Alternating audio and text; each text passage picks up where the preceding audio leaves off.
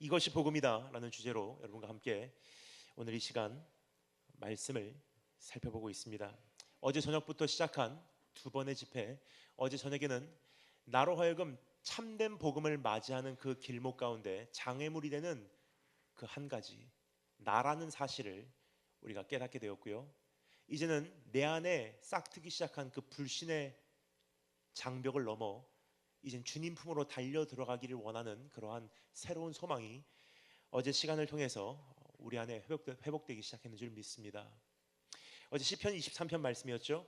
여호와는 나의 목자 되시니 내가 부족함이 없으리로다.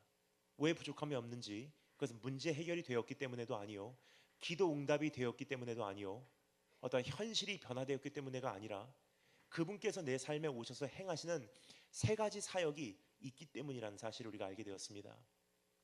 그분께서 우리의 삶 속에 임하실 때, 목자 되신 그분께서 내 삶 속에 펼치시는 첫 번째 사역은 나를 인도하시고, 두 번째 나와 함께 하시고, 그리고 세 번째 나를 채우신다는 사실을 우리가 보게 되었습니다.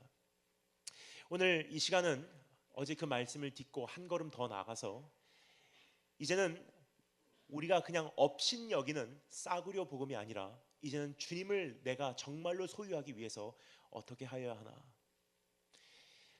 이것이 복음이다라는 주제를 정할 정도로 참 교회가 깨어있는 교회라면, 저는 오늘 이 시간 여러분과 함께 구체적인 복음의 내용을 여러분과 정리할 필요는 없을 것 같습니다. 왜냐면요, 담당 목사님들과 전사님들께서요 여러분과 이미 많이 나눈 내용이고요, 그리고 그것을 이제부터 나눠갈 가장 중요한 우리의 본질이기 때문입니다.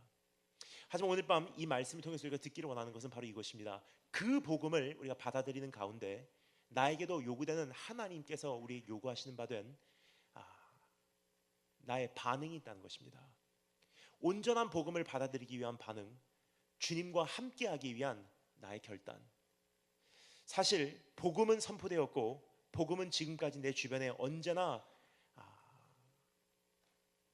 선포되어 왔지만 그것을 내가 온전히 누리지 못한 것은요, 충분한 가르침이 없어서뿐만이 아니라 내가 그 복음을 받아들일 준비가 되지 않았다는 것입니다.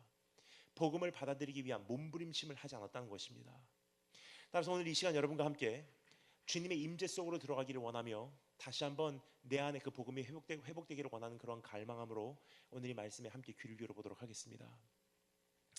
오늘 이 말씀, 지금 읽은 이 본문은 부흥에 대한 기록입니다. 참된 회복에 대한 기록입니다. 참된 치유에 대한 그림입니다. 정말로 우리가 원하는 부흥의 회복, 복음의 회복, 그리고 참된 부흥, 이것이 어떻게 일어나는지 오늘 이 말씀을 통해서 우리가 함께 살펴보도록 하겠습니다. 오늘 이 말씀을 통해서 주님께서 우리를 이렇게 초대하고 계십니다. 내가 너를 만나기를 원한다. 그럼 복음이라는 것은요, 어떤 뜬구름 잡는 그러한 막연한 사상이 아닙니다. 복음은 주님을 만나는 것에서부터 출발을 합니다. 정말로 주님을 만나면 우리는 그분을 아름답게 여길 것이고 그분을 흠모하게 될 것이며 우리는 그분을 사랑할 수밖에 없게 되기 때문입니다. 따라서 여러분, 복음이라는 것은요, 주님을 유용하게 여기는 신앙이 아니라 주님을 아름답게 여기는 신앙이라고 정리하셔도 정확하다고 생각을 합니다. 주님을 유용하게 여기는 신앙이라는 것은요, 내가 이분을 통해서 무엇을 얻을까? 이분을 통해서 기도 응답받고, 이분을 통해서 문제 해결받고, 이분을 통해서 진로 문제 해결되고, 주님이라는 분은 나에게는 유용한 존재로 여겨지고 있는지, 혹은 그분은 나의 아름다운 존재인가? 나에게 어떠한 특별히 현실의 변화가 없다 할지라도, 문제 해결이 즉각적으로 없다 할지라도 그냥 그분이 좋은 것을 어떻게 합니까? 그분을 얻기 위해서는 내가 무엇이든 내려놓을 수 있습니다라는 고백이 부흥의 소유자들의, 복음의 소유자들의 고백이 아닌가 생각이 됩니다. 따라서 여러분, 그분을 유용하게 여기는 것이 아니라 아름답게 여기기를 원하신다면요, 그분을 만나야 돼요. 조금 전에 말씀드렸듯이 이미 복음이 충분히 여러분에게 선포되어 왔고요, 그리고 이제부터도 담임 목사님과 담당 목사님들과 전도사님들을 통해서 끊임없이 선포돼 갈 것입니다. 하지만 나로 하여금 그 복음을 누리지 못하게 하는 것은요, 메시지가 없어서가 아니에요. 내가 그것을 받아들이지 않았기 때문입니다. 자, 그렇다면 오늘 성경이 말하고 있는 그 엄격한 부르심, 복음을 받아들이기 위한 우리에게 요구된 한 가지 반응, 우리 함께 살펴보기 위해서 다음과 같은 네 가지로 나누어서 이 말씀에 다가가기를 원합니다. 오늘 이 말씀이 우리에게 소개하고 있는 네 가지 현실입니다. 네 가지 현실을 한번 우리가 분석해보고 내 영적 현 주소를 점검해보고 이제부터 우리가 나가야 될 길을 다시 한번 우리가 확보하는 그런 시간이 되었으면 좋겠습니다. 네 가지. 첫 번째, 어제의 승리로 살아가던 인생. 두 번째, 오늘도 반복된 연약함의 모습. 세 번째, 갈급함 가운데 몸부림친 기도. 네 번째, 기도를 통해서 일어나는 역사. 우리 네 가지를 함께 정리해 보도록 하겠습니다. 그럼 첫 번째, 따라서 하겠습니다. 어제의 승리로 살아가던 인생. 예, 오늘은 처음부터 중고등부 정도 되는 목소리입니다. 우리 조금 더 청년답게 다시 한번 크게 따라서 하겠습니다. 어제의 승리로 살아가던 인생. 예, 감사합니다. 우리 다 같이 하나님 말씀 직접 읽어보도록 하겠습니다. 어제도 몇 번 말씀을 드렸지만 어떠한 강사 목사님의 이야기를 기억하시고 돌아가셔도 사실 오늘 이 시간을 마치면요 굉장히 공허해요. 하지만 한 구절이라도 내가 내 입술로 읽고 다니엘 김 목사님께서 저 말씀을 이런 말씀 해야 되겠다 생각하고 와서 하나님 말씀을 거기다 끼워 맞추고 있는지, 아니면 정말로 하나님 말씀이 그렇게 말하고 있는지 확인할 필요가 있다는 거예요. 그리고 그 말씀이 내 안에 뿌리 박히고 생명력을 발휘할 수 있도록 직접 이 말씀, 다소 길 수 있는 본문 말씀이지만 우리가 함께 읽어 내려가도록 하겠습니다.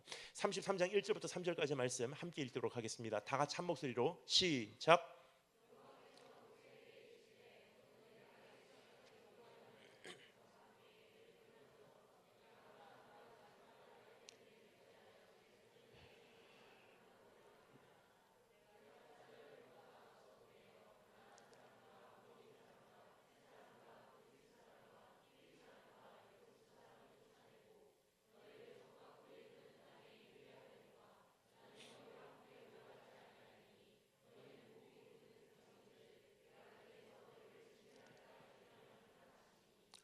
아멘. 한 가지 질문을 여러분께 여쭤보고 싶습니다. 오늘 말씀을 우리가 더 살펴보기 전에 내 자신이 한 번 답하지 않으면 안 되는 질문입니다. 여러분 정말로 주님 만나시기를 원하십니까? 라는 질문인데요. 답을 소리내어 하지 않으시기를 바랍니다. 왜냐면요, 여러분께서 오늘 쉽게 대답할 만한 질문이 아니라는 거예요. 내 가슴에 한번 주님 앞에서 묵상할 만한 질문입니다. 정말로 주님을 만나시기를 원하십니까? 우리가 너무나 익숙하게 주님을 만나기를 원한다고 고백은 해도요, 제가 가만히 사역을 하면서 지켜본 결과 제가 내린 결론입니다. 사실은 우리 안에 깊은 곳에서는요 주님을 만나기를 원치 않고 있다는 거예요. 따라서 이미 만날 수 있는 통로가 제공되었음에도 불구하고 못 만나고 있다는 것입니다. 주님 오시는 그날에는요 한 가지 기준으로 주님께서 심판하신다고 주님께서 말씀하십니다. 진짜냐 가짜냐. 성경에서 이렇게 말합니다. 알곡이냐 쭉정이냐, 곡식이냐 가라지냐, 양이냐 염소냐, 산자냐 죽은 자냐. 그것은 다른 말로 표현해 볼까요? 진짜로 주님 만난 적이 있냐, 아니면 만난 척하고 평생을 기독교라는 종교를 섬기면서 살았냐. 그래서 여러분 주님 나라 가면요 정말로 주님을 만났던 사람들만 천국에 모일 것입니다. 그래서 오늘 이 시간 여러분에게 다시 한번 질문을 드립니다. 정말로 주님 만나시기를 원하십니까? 정말로 주님을 만나시기를 원하신다면요 오늘 이 말씀을 함께 우리가 귀를 기울여 들어보도록 하겠습니다. 나를 만나시기를 원하시는 주님께 돌아가기 위한 첫 걸음은 주님 없이 살아온 나의 인생을 이제는 정확하게 목격하고 그 공허함을 뼈저리 깨닫고 그분의 임재를 간절히 원하기 시작하는 그러한 과정이 반드시 요구가 된다는 것입니다. 즉 어제의 승리로 여태까지 살아온 나의 인생의 현실을 인정하고 그것으로 인해 가슴 아파하고 이제는 그분 없이는 살지 않겠노라고 결단하고 또 결단하는 과정이 우리에게 요구가 된다는 거예요. 따라서 수많은 사람들이 주님을 만나기를 원합니다. 하지만 사실 주님 만나기를 굉장히 꺼려하고 있어요. 왜냐하면요 진짜로 만나기 위해서는 너무나 많이 요구가 되기 때문에, 그리고 진짜로 만나버리면은 내 인생이 어떻게 바뀔지 모르기 때문에, 그래서 딱 어느 선까지만 유지하는 것이 지금 우리가 익숙해진 그런 신앙생활이라고 불리우는 기독교 종교 활동이 아닌가 생각이 됩니다. 오늘 밤 이 본문 말씀에 소개되어지고 있는 이스라엘 민족의 모습이 바로 어제까지의 승리로 살아온 모습이 아닌가 생각이 됩니다. 이것이 어떠한 뜻인지 우리가 조금 더 구체적으로 이해해 보기 위해서 제가 오늘 이 본문 말씀이 기록된 이 사건의 배경을 잠시 설명드리도록 하겠습니다. 지금 우리가 살펴보고자 하는 사건 바로 직전에 어떠한 일이 있었는지 여러분 다 기억하시죠? 이스라엘 민족이 출애굽을 한 이후에 하나님의 종 모세는 이스라엘 민족을 산 밑에다가 두고 홀로 시내산 꼭대기로 등산을 합니다. 하나님을 만나러 혼자서 등산을 하는 거예요. 모세가 올라간 이후로 이스라엘 민족은 모세가 내려오기를 기다리며 안절부절하며 결국은 어떻게 되죠? 기다리다 못해 자신들을 위해서 금송아지를 만들어 거기에 절하고 우상 숭배를 하기 시작했다는 것입니다. 여기서 한 가지 질문을 여쭤보겠습니다. 그러한 금송아지를 광야 한복판에서 만들 수 있는 그 금은 보석이 어디서 나왔을까요? 광야예요. 근데 큰 금송아지 우상을 만들 수 있는 그러한 금과 은과 보석이 어디서 나왔냐는 질문입니다. 제가 읽어드리겠습니다. 출애굽기 32장에 보면요 이런 말씀이 있습니다. 잘 들으시고 감사하겠습니다. 아론이 그들에게 이르되 너희의 아내와 자녀의 귀에서 금고리를 빼어 내게로 가져오라. 즉 여기 금송아지를 만들기 위해서 사용됐던 금은요 그들이 지니고 있었던 액세서리예요. 모든 백성이 그 귀에서 금고리를 빼어 아론에게 가져가매 아론이 그들의 손에서 금고리를 받아 부어서 조각칼로 새겨 송아지 형상을 만드니 그들에게 말하되 이스라엘아 이는 너희를 애굽 땅에서 인도하여 낸 너희의 신이로다 하는지라. 여러분 그들이 가지고 있었던 그 액세서리는요 그들이 그냥 자기 자신을 장식하기 위해서 꾸미고 있었던 그런 장치가 아니었습니다. 그러한 금은 보석이 어디서 나왔는지 제가 설명을 드리도록 하겠습니다. 출애굽기 11장에 보면요 그 금은 보석의 정체에 대해서 이렇게 정리해주고 있습니다. 여호와께서 모세에게 이르시기를 내가 이제 한 가지 재앙을 바로와 애굽에게 내린 후에야 그가 너희를 여기서 내보내리라. 그 한 가지 재앙이 뭐죠? 마지막 재앙? 장자를 내려치는 재앙이에요. 그 후로는 바로와 애굽이 너희를 이곳에서 내보내리라. 그가 너희를 내보낼 때에는 여기서 반드시 다 쫓아내리니 백성에게 말하여 사람들에게 각기 이웃에게 은금 패물을 구하게 하라 하시더니 출애굽기 12장 말씀 이스라엘 자손이 모세의 말대로 하여 애굽 사람에게 은금 패물과 의복을 구하매 여호와께서 애굽 사람들에게 이스라엘 백성에게 은혜를 입히게 하사 그들이 구하는 대로 주게 하심으로 그들이 애굽 사람의 물품을 취하였더라. 달라 그러면 주게 돼 있었어요. 그날은 즉 애굽에서 나올 때 가지고 나왔던 은금 패물 보석이었습니다. 여기서 한 가지 질문을 하게 됩니다. 하나님께서 왜 이스라엘 민족에게 그러한 은금 패물과 보석을 취하라고 말씀하셨을까요? 이제부터 이스라엘 민족에게 펼쳐지는 여정은요 광야의 여정이라는 사실을 하나님은 알고 계셨어요. 그럼에도 불구하고 하나님께서는 이스라엘 민족에게 짐을 불리라고 말씀하세요. 참 희한한 현상이에요. 여러분 저도 여행을 자주 가지만 사실 저는 웬만하면 짐을 줄이려고 하지만 줄지 않는 사람 중에 한 사람입니다. 그래도 줄여야 된다는 건 알고 있어요. 여행을 가기 위해서는. 여기까지 말씀드리면 어떤 분들은 오해를 하시기 때문에 제가 짧게 제 방어를 하도록 하겠습니다. 왜 제 짐이 많은지. 여행을 자주 나가시는 분들이 계시고요. 여행을 항상 나가 있는 사람들이 있습니다. 여행을 자주 나가시는 분들은 짐을 굉장히 단출하게 싸세요. 근데 항상 밖에 나가 있는 저 같은 존재는요 여행자라고 표현하는 것보다 다른 말로 표현하면 노숙자예요. 따라서 제 짐은요 그냥 어떠한 자주 여행을 나가시는 그러한 사람의 짐이 아니에요. 저는요 외국에서 사역을 마치고 한국에 도착함과 동시에 어디로 또 비행기를 갈아타고 출발해야 될지 모르는지라 충전기 애답터만 해도요 몇 개를 가지고 지금 다니고 있다는 것입니다. 심카드 20개 그리고 현지에 도착해서 환전을 하기까지 시간이 걸릴 수가 있는 거로 예를 들어서 밤중에 도착하면요 그 나라 화폐가 없으면 숙소도 체크인을 못할 때가 있어요. 따라서 그 나라에 도착해서 적어도 하루 이틀 정도는 생존할 수 있는 정도의 약 27개국의 화폐를 그대로 캐시로 가지고 다닙니다. 그렇다고 해서 저기는 제 가방을 넘보시면 안 됩니다. 오늘은 다 빼놓고 왔습니다. 한국에 있는 거로. 그리고 여행을 자주 가시는 분들은요, 이번에는 빨리 갔다 와서 운동하면 되지라고 생각해요. 그래서 저는요, 항상 나가 있는지라, 갔다 와서 또 다른 곳으로 가는지라, 갔다 와서 운동하면 되지라는 생각이 있을 수가 없어요. 이번에 운동 못하면요, 다음에도 운동 못하는 거예요. 따라서 저는 제가 갖고 다니는 가방의 하나는, 배낭 하나는 다 운동 가방이에요.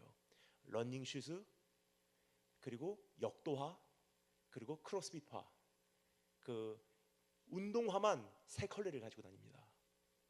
그리고 가방 하나는 양복 가방, 하나는 캐주얼 가방, 그리고 제 서류 가방. 짐이 굉장히 많아요. 사실 이것은 보편적인 예는 아니에요.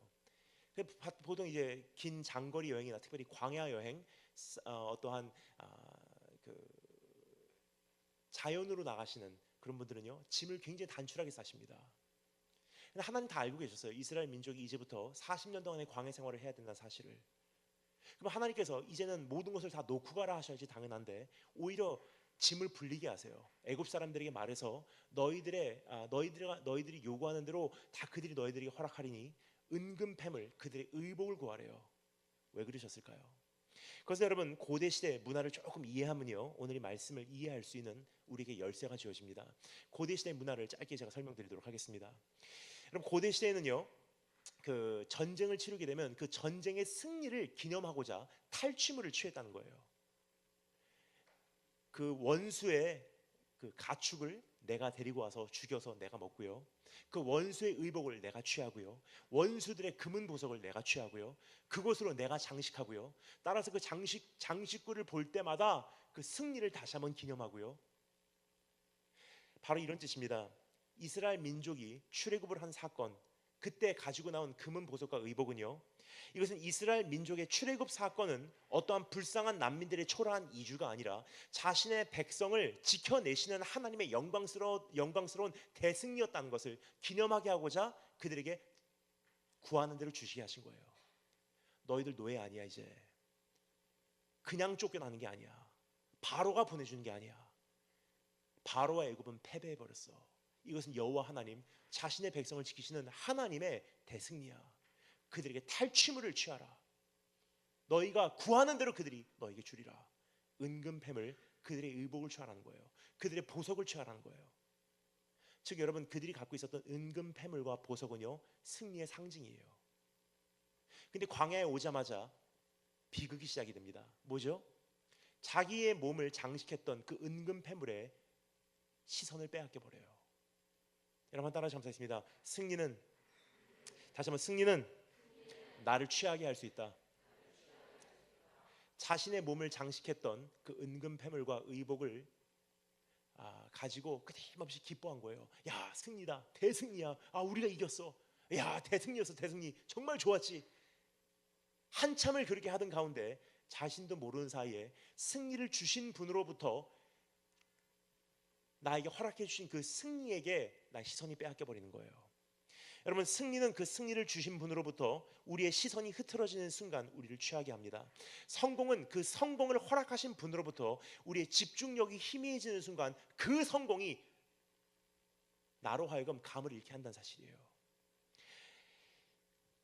그래서 여러분, 우리 주님께서 정말 위대하시다고 저는 생각을 합니다. 우리 주님께서 지상에서의 사역에 그 기간 동안 어떻게 하셨는지 여러분 기억하시죠? 위대한 역사를 이루시고요, 기적을 맛보시고요, 천국 복음 전파하신 후에는 홀로 모두와의 관계를 다 일단 정지시켜 놓으시고 산의 밤에 산으로 오르셔서 아버지 하나님을 대면하는 모습을 성경을 통해서 볼 수가 있습니다. 저는 이제 선교사로 파송돼서 이제 10년째 이렇게 들어서고 있는데요, 가끔 이렇게 듣는 질문이 있어요. 목사님, 지난 10년 동안 가장 힘들었던 것이 무엇입니까? 저는 그분들이 어떠한 대답을 바라고 계신지 조금 이렇게 상상이 가요. 이슬람권 돌아다니면서 핍박이 참 힘들었습니다. 어떠한 가난함이 어려웠습니다. 배고픔이 힘들었습니다. 추위가 힘들었습니다. 더위가 정말 못 견딜 만큼 힘들었습니다. 중국에서 지하교회 사역할 때 정말로 외로웠습니다. 그러한 대답을 원하신다고 생각을 합니다. 하지만 그런 것들도 물론 있었지만 사실 제가 힘들었던 것은 그게 아니었었어요. 지하교회 사역은요 굉장히 행복해요 사실. 근데 진짜로 외로운 것, 진짜로 힘들었던 것, 진짜로 저에게 어려웠던 것이 무엇이냐면요, 지난 10년 동안의 사역 가운데 강단 후의 사역이에요. 강단 후의 저의 삶입니다. 여러분 잘 모르실 거예요. 하지만 강단을 한 번이라도 서셨던 분들은요, 잘 아실 것입니다. 딱 강단에 서기 전까지는요, 성도님들이 그냥 가만히 그냥 말씀 듣고자 자리에 모여요. 제가 딱 강단에 올라오는 순간 저에 대해서 모르시는 분들은요, 머리도 이렇게 세웠고 청바지고 부츠 신었기 때문에 날라리 목사인가. 그러다가 말씀이 시작된 이후로 딱 10분 정도 후에 본인도 모르신 사이에 펜을 드세요. 그리고 노트를 적기 시작하십니다. 말씀이 시작한 이후로 딱 30분에서 35분 지나가면요, 본인도 모르신 사이에 펜을 내려놓으시고 앞으로 기울여서 말씀에 집중하기 시작해요. 그때 이후로 딱 20분 30분 지나잖아요. 강당 구석구석에서 훌쩍훌쩍하는 소리와 티슈 뽑는 소리와 손수건을 꺼내는 모습들이 목격이 됩니다. 그때부터 딱 20분쯤 지나면요, 영적 최절정에 도달하게 돼요. 마음이 뜨거워지고요, 그 예배당 안에 있는 그 영적 분위기가요 굉장히 뜨겁게 달구어져요. 그때 설교자는 얘기합니다. 우리 다 같이 머리 숙여 기도하겠습니다. 간절한 마음으로 회심하는 그러한 심정으로 머리를 숙이고 가슴 찢고 싶은 그러한 마음으로 주님을 찾게 됩니다. 그 순간 뒤에서 반주가 들려요. 그리고 찬양 한 곡 부르고요, 마음이 감성이 격해졌을 때 우리 다 같이 주님 앞에 다 같이 주님 앞에 우리 결단하며 기도하겠습니다. 주여 부르시면요, 회개하고 울고 가슴을 치고 무릎 꿇고 주님께 부르시는 그 모습들이 얼마나 귀하게 보이는지 여러분은 안 보이시겠지만 저는 이 앞에서 다 보고 있어요. 여러분, 그 강단 위의 영광과 강단 위에서의 그 감격은요 사실 이루 말로 표현을 못합니다. 여러분, 사람 몸에는 아드레날린이라는 그 화학 요소가 있죠. 그것은 나로 하여금 내 안에 있는 5대 감각을 극대화시켜서 그 영향력을 극대화함으로 그 주어진 상황을 잘 감당케 하는 내 몸 안에 있는 화학 물질이에요. 긴장하면 나오는 것이고 경직되면 나오는 것이, 어떠한 특별한 상황을 맞이하면 내 몸에 배출되는 것이 아드레날린이에요. 내 몸에 있는 그 5대 감각을 극대화시키는 거예요. 따라서 강단 위에 올라오기 전하고요, 강단 위에 올라온 후에는요, 제가 사용하는 그 5대 감각의 그 능력이 다르다는 거예요. 평소에 보이지 않는 것들이 보이기 시작해요. 맡아지지 않는 냄새가 맡아지기 시작하고요, 들리지 않는 소리들이 다 들리기 시작해요. 강단 위에 서 있으면요, 저분이 조시는구나, 저분이 딴 데 보시는구나, 저분이 핸드폰 체크하시는구나, 안 보는 것 같아도 다 보여요. 내 몸에 있는 5대 감각이 극대화된 거예요. 따라서 강단 위에 올라오면요, 지금 제 안에 뛰고 있는 이 심장의 맥박수가요, 강단 밑에서 뛰는 것보다 훨씬 빠르게 지금 진동을 하고 있습니다. 막 뛰고 있어요. 근데 그러한 열기가 여기서 막 일어날 때 강단 위에서 제 아드레날린으로 인해서 그 지금 예배의 그 엄청난 열기가요 제 안에 다 입력이 돼요. 정말 흥분되는 현실, 자극이 되는 이 광경, 감동이 있을 수밖에 없는 이러한 상황, 그렇죠? 근데 이것은 영원히 가지 않습니다. 예배는 끝나게 돼 있어요. 그리고 다 불 꺼지고요, 성도님들이 한 분 한 분 댁으로 돌아가세요. 저도 악수합니다. 안녕히 가십시오. 승리하십시오. 또 언젠가 뵙기를 원합니다. 담임 목사님께 인사를 드리고 또 언젠가 뵙기를 기약하고 저는 혼자 숙소로 돌아와요. 그때부터가 가장 힘든 현실이 시작이 돼요. 왜냐하면 제 몸은요 그 강단의 열기를 기억하고 있어요. 제 몸은요 강단에서 제가 목격한 그 자극되는 광경을 다 기억을 하고 있어요. 근데 제 주변은요 고요함밖에 남지 않는 거예요. 아무도 제 주변에 없어요. 그래서 제가 사역 초기에 10년 전에 이 사역을 시작하면서 하나님께 약속을 한 게 있어요. 밤에 사역을 마치고 픽업해서 저를 숙소에다가 데려다 놔주시면 오늘 밤은 숙소에 들어감과 동시에 내일 새벽 아침 해 뜨기까지 전 숙소에서 나오지 않겠습니다. 수많은 사역자들이 이 밤을 못 넘기는 거예요. 막 심장은 뛰고 있어요. 그 사역의 현장의 열기가 아직도 몸에 무르익어 있어요. 근데 성도님들은 안 보여요. 음악은 이제 더 이상 들리지 않습니다. 그 강단의 흥분은 이제 나에게는 없어요. 그럼 어떻게 하죠? 공허함을 가지고 밤새도록 씨름하다가 결국은 숙소 밖을 나가서 스캔들 터지는 거예요. 여러분, 그러한 모습을 볼 때 우리 주님께서 얼마나 위대한지 저는 사실 참 주님 대단하시다고 생각합니다. 기적을 일으키고요, 천국 복음 외치시고요, 죽은 자 살리시고요, 병 고치시고요, 수많은 사람들이 몰려와서 주님을 왕으로 삼으려고 했고요, 그러한 열기가 있음에도 불구하고 딱 일을 마치면 딱 끊어버리시고 혼자 밤에 산으로 들어가셔서 아버지 하나님을 독대했던 우리 주님의 모습, 인간으로서는 사실 불가능한 현실을 주님께서 살아내시지 않았나 생각이 됩니다. 여러분, 하지만 우리는 주님과의 정반대라는 거예요. 한번 그 감동을 맛보잖아요. 그 감동을 재현하고자 몸부림치는 것이 우리 안에 몸의 현실이에요. 한번 흥분을 맛보잖아요. 그 흥분을 또 한 번 복제하고자 몸부림치는 것이 우리 삶의 현실이에요. 예를 들겠습니다. 너무나 많은 경우 한 번의 승리가 우리는 영원토록 지속될 거라고 착각하고 달려가고 있는 경향이 있지 않나 생각이 됩니다. 한 번의 성공으로 인해 그 성공의 현실이 매번 반복될 거라고 우리는 오해하고 살고 있지 않나 생각이 됩니다. 한 번의 성공적인 집회가, 한 곡의 히트곡이, 한 시합의 기록이 나의 인생을 이제는 보장해 줄 거라고 착각하는 것이 여러분과 저의 인생의 가장 큰 실수 중에 하나가 아닌가 생각이 됩니다. 그뿐 아니라 여러분, 한 번 자극과 흥분과 어떠한 감동을 맛보잖아요. 사람은 그 공허함, 그것을 다시 한번 채워내기 위해서 그것을 향해서 달려가는 것이 우리의 모습이 아닌가 생각이 됩니다. 여러분, 오늘 이스라엘 민족 가운데 그러한 현실을 우리가 목격할 수 있지 않나 생각이 돼요. 우리 사실 어렸을 때 이 말씀을 읽으면요, 사실 이해가 안 갔어요. 하나님께서 구원해 주시고 나왔는데도 불구하고 갑자기 광야에서 우상 숭배를 시작한다? 사실 말이 안 된다고 생각 안 하십니까? 근데 한 가지 이 말씀을 검토해 보면요, 그럴 수밖에 없었다는 것이 결론이 나와요. 왜냐? 그것이 여러분과 오늘 저의 동일한 모습 안에 발견되기 때문에.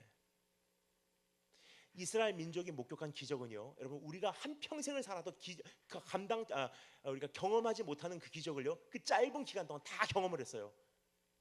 한번 상상해 주시면 감사하겠습니다. 어느 날 갑자기 애굽 땅에 파리떼가 몰려와요. 상상을 초월하는 숫자의 파리떼예요. 갑자기 어느 날 눈을 뜨니까 메뚜기떼가 몰려옵니다. 갑자기 어느 날 눈을 뜨니까 나일강이 새빨갛게 피로 바뀐 거예요. 어느 날 갑자기 눈을 뜨니까 껌껌해요. 근데 저기 보이는 고센 땅, 하나님의 약속의 백성이 사는 그 고센 땅만 하나님께서 환하게 비춰주고 계세요. 그리고 마지막 날 애굽 전체에 어린 양의 피 비린내가 진동하기 시작합니다. 문설주에 다 어린 양의 피를 바르고요, 이젠 출국 준비를 하고 출발할 옷을 다 갖추고 짐 다 싸놓고 급히 마지막 처음으로 설립된 그 6월절 식사를 맞이하는 거예요. 그렇게 식사를 하고 한밤중이 깊어가는데 갑자기 그렇게 견고하게만 보였던 애굽 땅에서 애곡하는 소리가 들리기 시작합니다. 왜요? 하나님께서 장자를 치신 거예요. 그 다음날 현실, 절대로 마음을 열지 않을 거라고 생각했던 바로가요, 마음을 열고 단 한 사람도 남기지 않고 다 쫓아내기 시작해요. 정신없이 수십만 명이 이주를 한 거예요. 상상이 가십니까? 홍해 앞바다까지 왔어요. 뒤에서 애굽의 군대가 쫓아와요. 근데 모세가 명하니까 홍해가 갈라져요. 홍해 밑에 이미 예비된 마른 땅이 준비가 돼 있어요. 홍해를 건너갑니다. 뒤에서 쫓아오던 애굽의 군대, 홍해가 침몰시켜버려요. 승리에서 승리로, 승리에서 승리로 어마어마한 기적을 다 목격해왔어요. 그 순간 그들 안에 있었던 그 아드레날린의 흥분의 강도, 여러분 상상하십니까?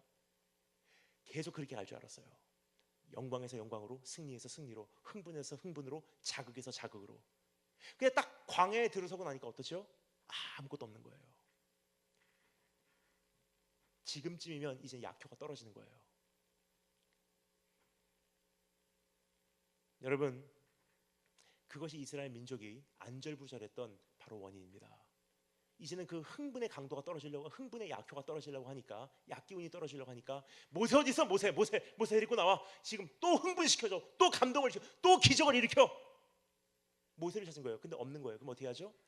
그들에게는 이미 하나님이 중요한 게 아니에요. 또 한 번 자극시키고자 하는 것이, 이것이 우선권이에요. 따라서 하나님이 자극시켜 주지 못한다면, 또 한 번의 승리를 우리에게 허락해 주지 못한다면, 또 한 번의 성공을 우리에게 맛보게 해주지 않는다면, 또 한 번의 승전가를 부르게 하시지 않는다면, 그러면 하나님을 다른 걸로, replaceable part, 하나님을 다른 것으로 내가 교체해버리겠습니다. 우상을 세운 거예요. 그 앞에서 절하기 시작합니다. 여러분, 그것이 저 여러분과 우리 안에 똑같이 지금 존재하고 있다는 사실입니다. 이스라엘 민족이 특별히 악한 민족이 아니에요. 여러분과 제 안에 있는 죄성이요, 이스라엘 민족을 통해서 우리가 볼 수 있는 거울로 우리에게 등장하고 있습니다. 아직도 설득되지 않으신 분들을 위해서 한번 내 자신을 점검하고자, 진단하고자 제가 여러분에게 말씀드리도록 하겠습니다. 내가 정말로 어제까지의 승리로 살아오진 않았는지, 또 한 번의 자극을 복제하고자, 또 한 번의 흥분을 재현하고자 살아오진 않았는지, 승리 위주로 살아오진 않았는지 한번 내 자신을 살펴보기 위해서 세 가지, 어제까지의 승리로 살아온 사람들에게 반드시 나타나는 세 가지 현상, 우리 한번 점검해 보도록 하겠습니다. 첫 번째, 주님과의 현재 관계에 대해서 무감각 혹은 무관심해지기 시작해요. 너무나 중요한 말씀이기 때문에 다시 한번 말씀드리겠습니다. 내가 어제까지의 승리로 살아왔다면 주님과 현재 관계에 대해서 무관심 혹은 무감각해지기 시작한다는 거예요. 여러분, 여쭤보겠습니다. 알코올에 취한 사람들은 무슨 힘으로 살아가죠? 어려운 질문 아닙니다. 답은 질문 안에 담겨져 있습니다. 알코올에 취한 사람들은 무슨 힘으로 살아가죠? 알코올의 힘. 마약에 취한 사람들은 무슨 힘으로 살아가죠? 마약의 힘. 성공에 취한 사람들은 무슨 힘으로 살아가죠? 성공이에요. 이스라엘 민족이 광야까지 올 때까지는요, 처음에는 하나님을 정말 사모하는 마음으로 왔겠죠. 그런데요, 그 성공과 그 대승리를 허락하신 그 하나님으로부터 조금 시선이 희미해지는 순간 그 성공과 그 승리가 그들을 취하게 합니다. 어떻게 돼요? 흥분을 맛봐버린 거예요. 근데 광야에 오니까 지루해요. 광야에 오니까 기적이 보이지 않아요. 광야에 오니까 아무 일도 일어나지 않는 거예요. 약기운이 떨어지기 시작합니다. 그럼 어떻게 하죠? 또 한 번의 흥분을 맛봐야 돼요. 이 사람들은 약기운 떨어지면 안 되거든. 그때부터는요, 하나님이 중요한 게 아니에요. 또 한 번 내 자신을 충족시키는 것이 중요하기에 그것을 위해서는 수단과 방법을 가리지 않는 것이 이스라엘 민족이요, 여러분과 오늘 제가 회개해야 될 내용들이 아닌가 생각이 듭니다. 여러분, 강단의 열기에 취한 사역자는 주님과의 관계는 둘째 문제입니다. 사역의 열정에 취한 성도들은 주님과의 친밀함은 사역을 성공시킬 도구일 뿐 주님은 둘째 문제예요. 사회의 정의에 취한 교회는 오히려 강팍해져 가기만 합니다. 그리고 구제에 취한 주님의 백성들은 자기 의에 만족하고 주님을 보지 못하는 경우가 너무나 많다는 거예요. 우리는 주님에게 취하도록 만들어진 존재지요, 주님 외에 다른 것에 취하도록 만들어진 존재가 아니라는 거예요. 여러분 어떻습니까? 오늘 주님과의 현재 관계에 충실하고 계십니까? 그게 아니라면요, 주님은 나에게는 유용한 존재란 뜻이에요. 나에게 흥분을 주시면 내가 주님을 섬겨드리겠습니다. 나를 또 자극시켜 주시면 내가 주님을 예배해 드리겠습니다. 오늘 나에게 그 성공과 승리와 만족과 행복과 기도응답을 맛보게 해 주신다면 내가 계속 성도로 남아 드리겠습니다. 하지만 주님께서 한 번이라도 그것을 실패하신다면 replaceable part, 주님은 교체가 가능한 부속일 뿐 주님이 못하신 그 역할을 나는 다른 것을 통해서, 돈이든 명예든 내 어떠한 학업이든 그 무엇을 통해서도 난 내 자신을 채워내고야 말 것입니다. 형태는 다르지만 이스라엘 민족이 그 금송아지 앞에 무릎 꿇은 그 원인과 우리가 지금 주님 앞에 우상숭배의 죄를 저지르고 있는 그 원인과 동일하다는 거예요.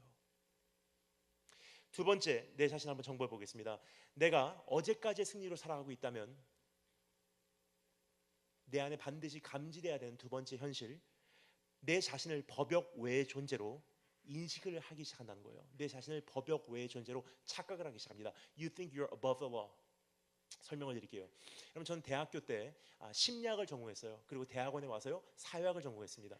근데 심리학과 사회학이요, 사실 조금 다른 어프로치예요. 심리학은 뭐죠? 한 사람을 공부함으로 전체를 이해하려고 하는 것이 심리학이고요. 사회학은 전체를 이해함으로 한 사람을 바로 이해하려는 것이 사회학이에요. 그러니까 심리학은 zoom in, 사회학은 zoom out. 전혀 다른 어프로치 같은데 최근에 나온 어떤 연구 결과입니다. 심리학자나 사회학자나 동의하는 한 가지가 있어요. 최근에 연구 결과에 의하면요, 참 재미있는 어떠한 결과가 나왔는데요. 한 개인이나 혹은 그 개인들로 구성된 사회 집단이요, 어느 일정 기간 동안 지속적으로 풍요로움과 안정감을 누리게 되면 반드시 일어나는 한 가지 현상이 있어요. 행복함 아니에요. 어느 일정 기간 동안 풍요로움과 안정감을 지속적으로 누리잖아요. 한 개인이나 아니면 그 사회 집단은요, 반드시 자기 자신을 법역 외의 존재로 인식을 하기 시작해요. 이런 뜻이에요. 저 사람은 저를 저런 죄를 져서 하나님께 저 사람을 저렇게 내려치셔도 나는 특별히 사랑해 주시니까 난 넘기게 해줄 거야. 저 나라는 하나님을 섬기지 않으니까 내려치셔도 우리나라는 하나님께서 특별한 은총으로 어떠한 죄를 져도 어려움은 극복하게 하실 거야. 지난 10년 동안 똑같은 죄를 져왔건만 아무런 문제 없었어. 이제부터라도 지금부터도 그 정도만 딱 유지하면 아무런 해가 없어. 뭐죠? 어제까지의 승리로 살아온 인생의 모습이에요. 내 자신을 법역 외의 존재로 인식하기 시작해요.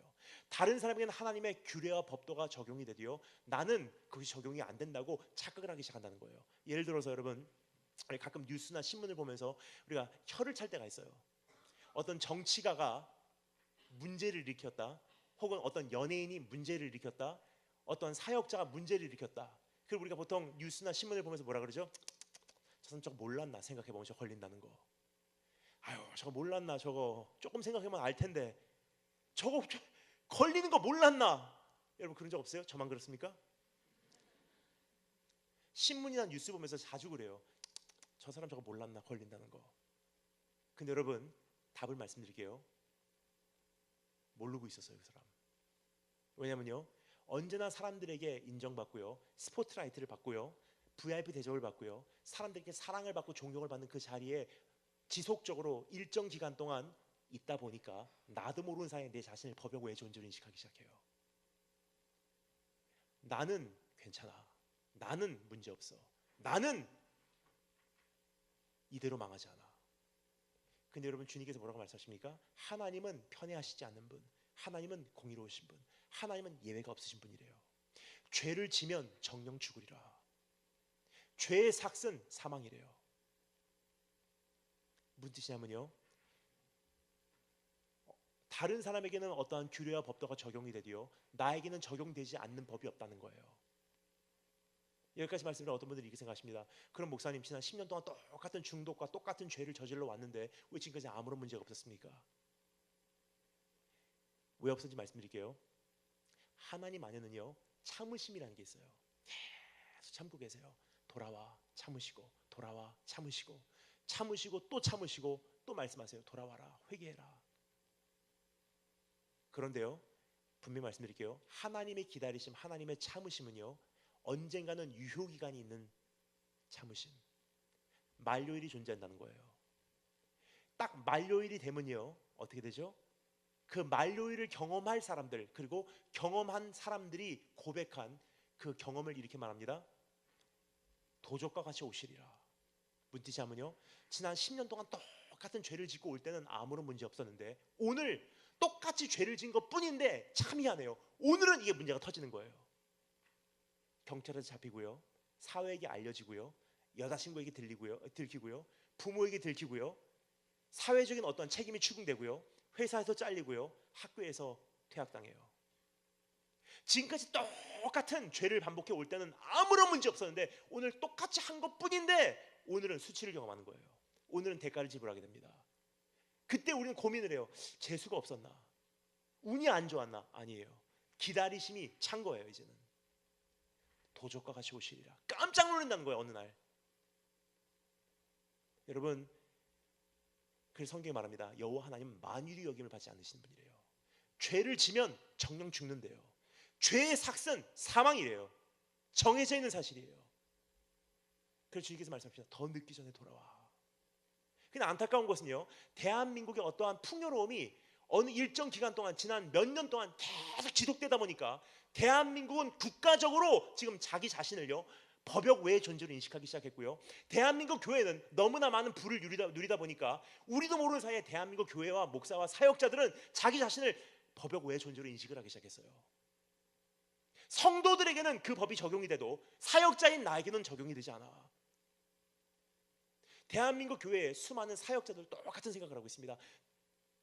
어떠한 무대에서 그냥 짧게 올라와서 사역을 하는 사람이나 풀타임으로 사역을 하는 사람이나 자기도 모르는 사이에 인정받는 그 자리에서 어느 정도를 지내면요 법역 외의 존재로 자신을 인식하기 시작한다는 거예요.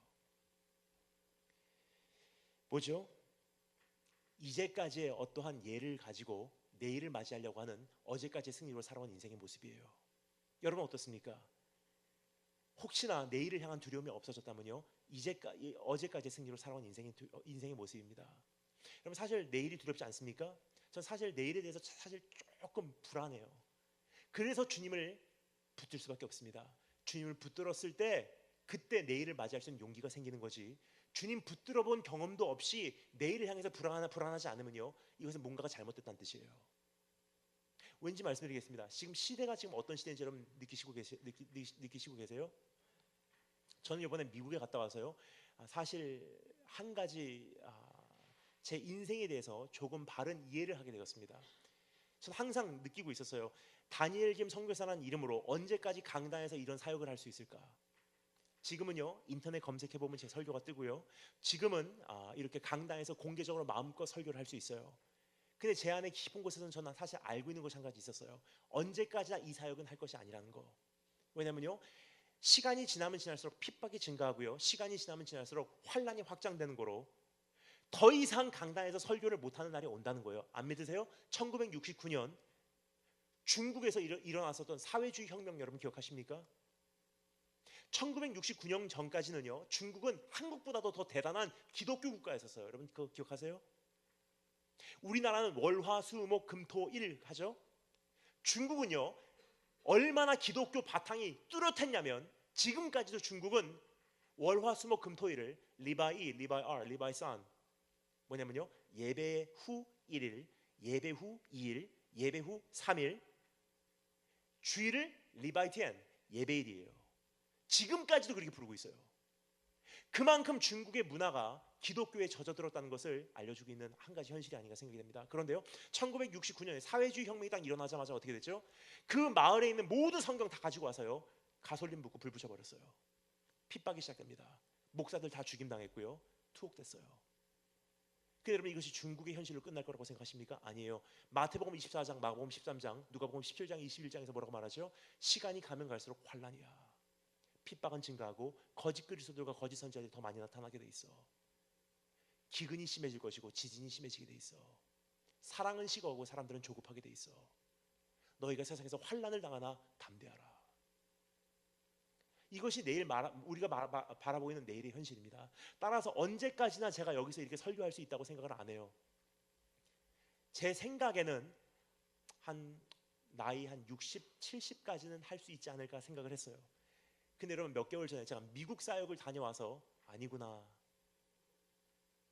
미국이 지금 돌아가는 현실들이나 지금 IS 이슬람 과격분자들이 움직이는 그 움직임을 바라볼 때 성경에 나와 있는 얘기는 아닙니다. 어떠한 자료가 있어서 말씀드린 게 아니에요. 온 세계를 다니면서 제가 느낀 바예요. 다니엘 김 선교사라는 이름으로 이렇게 공개 사역을 할 수 있는 기간이요, 제 솔직한 생각은 제가 느끼기로는 지금부터 길어봐야 10년이에요. 경제적으로 교회가 굉장히 힘들어지고 있고요, 성도들이 지금 경제적으로 굉장히 큰 어려움들을 당하고 있는 게 보편적인 현실이에요. 그럼 여러분 이제는 외부 강사 1년에 5번 초빙할 수 있었던 것도 이제부터 시간이 지나면 지날수록 3번, 2번, 1번으로 줄어요. 그뿐입니까? 지금 미국에서 일어난 사건들 여러분 아십니까? 그냥 총기 사건이 학교에서 일어난 사건들이 아니에요. 이제는 예배를 드리고 있는데 뒤에서 들어와서 예배 드리는 사람들 뒤에서 쏘는 거예요. 무차별로. 최근에 오하이오 주에서 통과된 법입니다. 제가 이번에 경찰 목사님 친구를 만나서 깜짝 놀랐어요. 이 법이 통과가 됐대요. 드디어 미국 오하이오 주에서는요, 그러한 사건을 방지하고자 경찰 목사님들은요, 주일날 설교할 때 강단에 설교하러 올라오면서 권총을 끼고 올라오게 되겠어요. 왜냐면요, 성도들은 목사님 바라보고 있죠. 목사는 설교할 때 유일하게 입구 바라보고 있는 거예요. 어떤 사람이 들어와서 총 갖고 들어와서 낌새가 이상하면요, 성도들이 난 차라리 주님을 위해서 죽겠습니다 하는 것은 본인들의 선택이겠지만, 목자의 입장에서는 생명에서 죽음으로 넘어가는 그 길목 가운데 마지막 수비망이 목사라는 거예요. 따라서 총 갖고 들어오면 목사가 먼저 쏘겠다는 거예요. 이것이 성경적으로 도덕적으로 맞다 틀리다를 제가 논하고자 여기서 지금 말씀드린 게 아니에요. 제가 지금 말씀드리는 이유는요, 세상이 여기까지 왔다는 거예요. 지금 여러분, 한국은 안전할 거라고 생각하십니까? IS 기억하세요? 프랑스에게 테러 경고했고요, 대한민국에게 정식으로 작년에 테러 경고를 했어요. 그런데 프랑스에서 폭탄이 폭파해버렸어요. 무슨 뜻이냐면요, 프랑스에서 먼저 폭파한 거지 한국은 예외가 아니라는 거예요. 이제 그럼 만약에 한국에서 폭발하면 어떻게 되는지 여러분 상상해 주시면 감사하겠습니다. 어느 날 수도권 출퇴근 시 수도권 2호선에서 신도림역 영등포역에서 만약에 폭파하잖아요. 어떤 일이 닥칠는지 상상해 가십니까? 더 큰 문제는요, 폭파한 거 수습하는 게 문제가 아니에요. 그 다음이 문제예요. 지금 어떠한 그 보안 검색 때도 없이요, 출퇴근 시간이 굉장히 힘들어요. 그런데 만약에 거기다가 보안 검색대를 세우게 되면요, 금속 탐지기라든지 어떤 보안 검색대를 세우게 되면 이젠 출퇴근 시간 대한민국은요, 경제와 이동이 마비가 돼버린다는 거예요. 지금 우리가 사실 무방비 상태로 정신없이 가고 있어요. 왜요? 지난 수년 동안 아무런 문제 없었기 때문에. 뭐죠? 이제까지의 승리로 살아오던 인생, 이렇게만 하면 돼, 최소한만 유지하면 돼, 아무런 문제 없었어. 이 일본은 하나님께서 치시지만 우리나라는 아무런 문제 없어. 최소한도의 신앙생활 유지해도 지금까지 아무런 문제 없었잖아. 이제부터도 아무런 문제 없어. 내 자신을 법역 외의 존재로 인식을 하기 시작합니다. 세 번째, 주님 없이도 살 수 있다고 이제는 확신을 하기 시작해요. 이것이 바로 오늘 밤 본문 말씀에서 비춰진 이스라엘 민족의 모습이 아닌가 생각이 됩니다. 주님 없이도 살아왔다고 생각하고 주님 없이도 살 수 있다고 생각하게 되고 결국은 주님 없이 살아가는 인생이 되어버려요. 애굽에서 탈취물로 자기 자신을 치장하고 그것으로 도취되고 그것으로 자신의 정체성을 삼아냈다는 거예요. 아, 우리 승리를 얻었어. 우린 이런 민족이야. 아, 난 이런 사람이야. 야, 그 흥분 대단해. 아우, 진짜 대단했어. 광야에 와서도 그 얘기하고 있는 거예요. 다 귀에 달고요, 몸에다 걸고요, 그 의복 입고요, 좋아만 하고 있고 자신의 승리의 상징으로 우상을 만들어서 그 앞에서 절하기 시작합니다. 금송아지에다 절했다는 것은요, 그냥 금송아지가 아니에요. 본인들이 정말로 원하는 그거, 승리에게 절하기 시작한 거예요. 또 자극시켜주세요, 또 흥분시켜주세요, 또 행복하게 해주세요, 또 즐겁게 해주세요, 언제까지나 즐겁게 해주세요. 하나님이 그것을 도와주실 수 있으면 내가 주님을 섬겨드리겠습니다. 하지만 하나님께서 도움이 안 된다면 미안합니다, 여기까지가 주님 사역입니다. 주님은 교체하겠습니다. 금송아지라 할지라도. 이스라엘 민족의 소리를 들리십니까? 아니에요. 여기까지 말씀을 드린 후에 이미 여러분께서는 감지하셨을 것입니다. 그게 내 얘기란 사실을.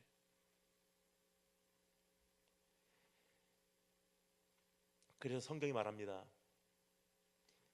오늘 본 말씀이 이렇게 되죠. 백성이 모세가 산에서 내려옴이 더딤을 보고, 더디게 느껴졌다는 것은요, 그 안에 어떠한 이 정도면 돌아와야지 하는 기준이 있었다는 거예요. 그 기준, 그 선을 넘어가는 순간 더디게 느껴지기 때문에. 그 선이 뭐죠? 약기운이 떨어지는 것, 승리의 감격이 이제는 떨어져 나가는 것. 이 약기운이 떨어질만 했을 때 안절부절하기 시작합니다. 모세 어디 있어? 모세 또 기적을 일으켜. 기적. 모세가 안 보이는 거예요. 백성이 모세가 산에서 내려옴이 더딤을 보고 모여 백성이 아론에게 말하여 이르되, 일어나라, 우리를 위하여 우리를 인도할 신을 만들라. 이 모세, 우리를 애굽 땅에서 인도하는 그 사람은 어찌 되었는지 우리가 알지 못함이라.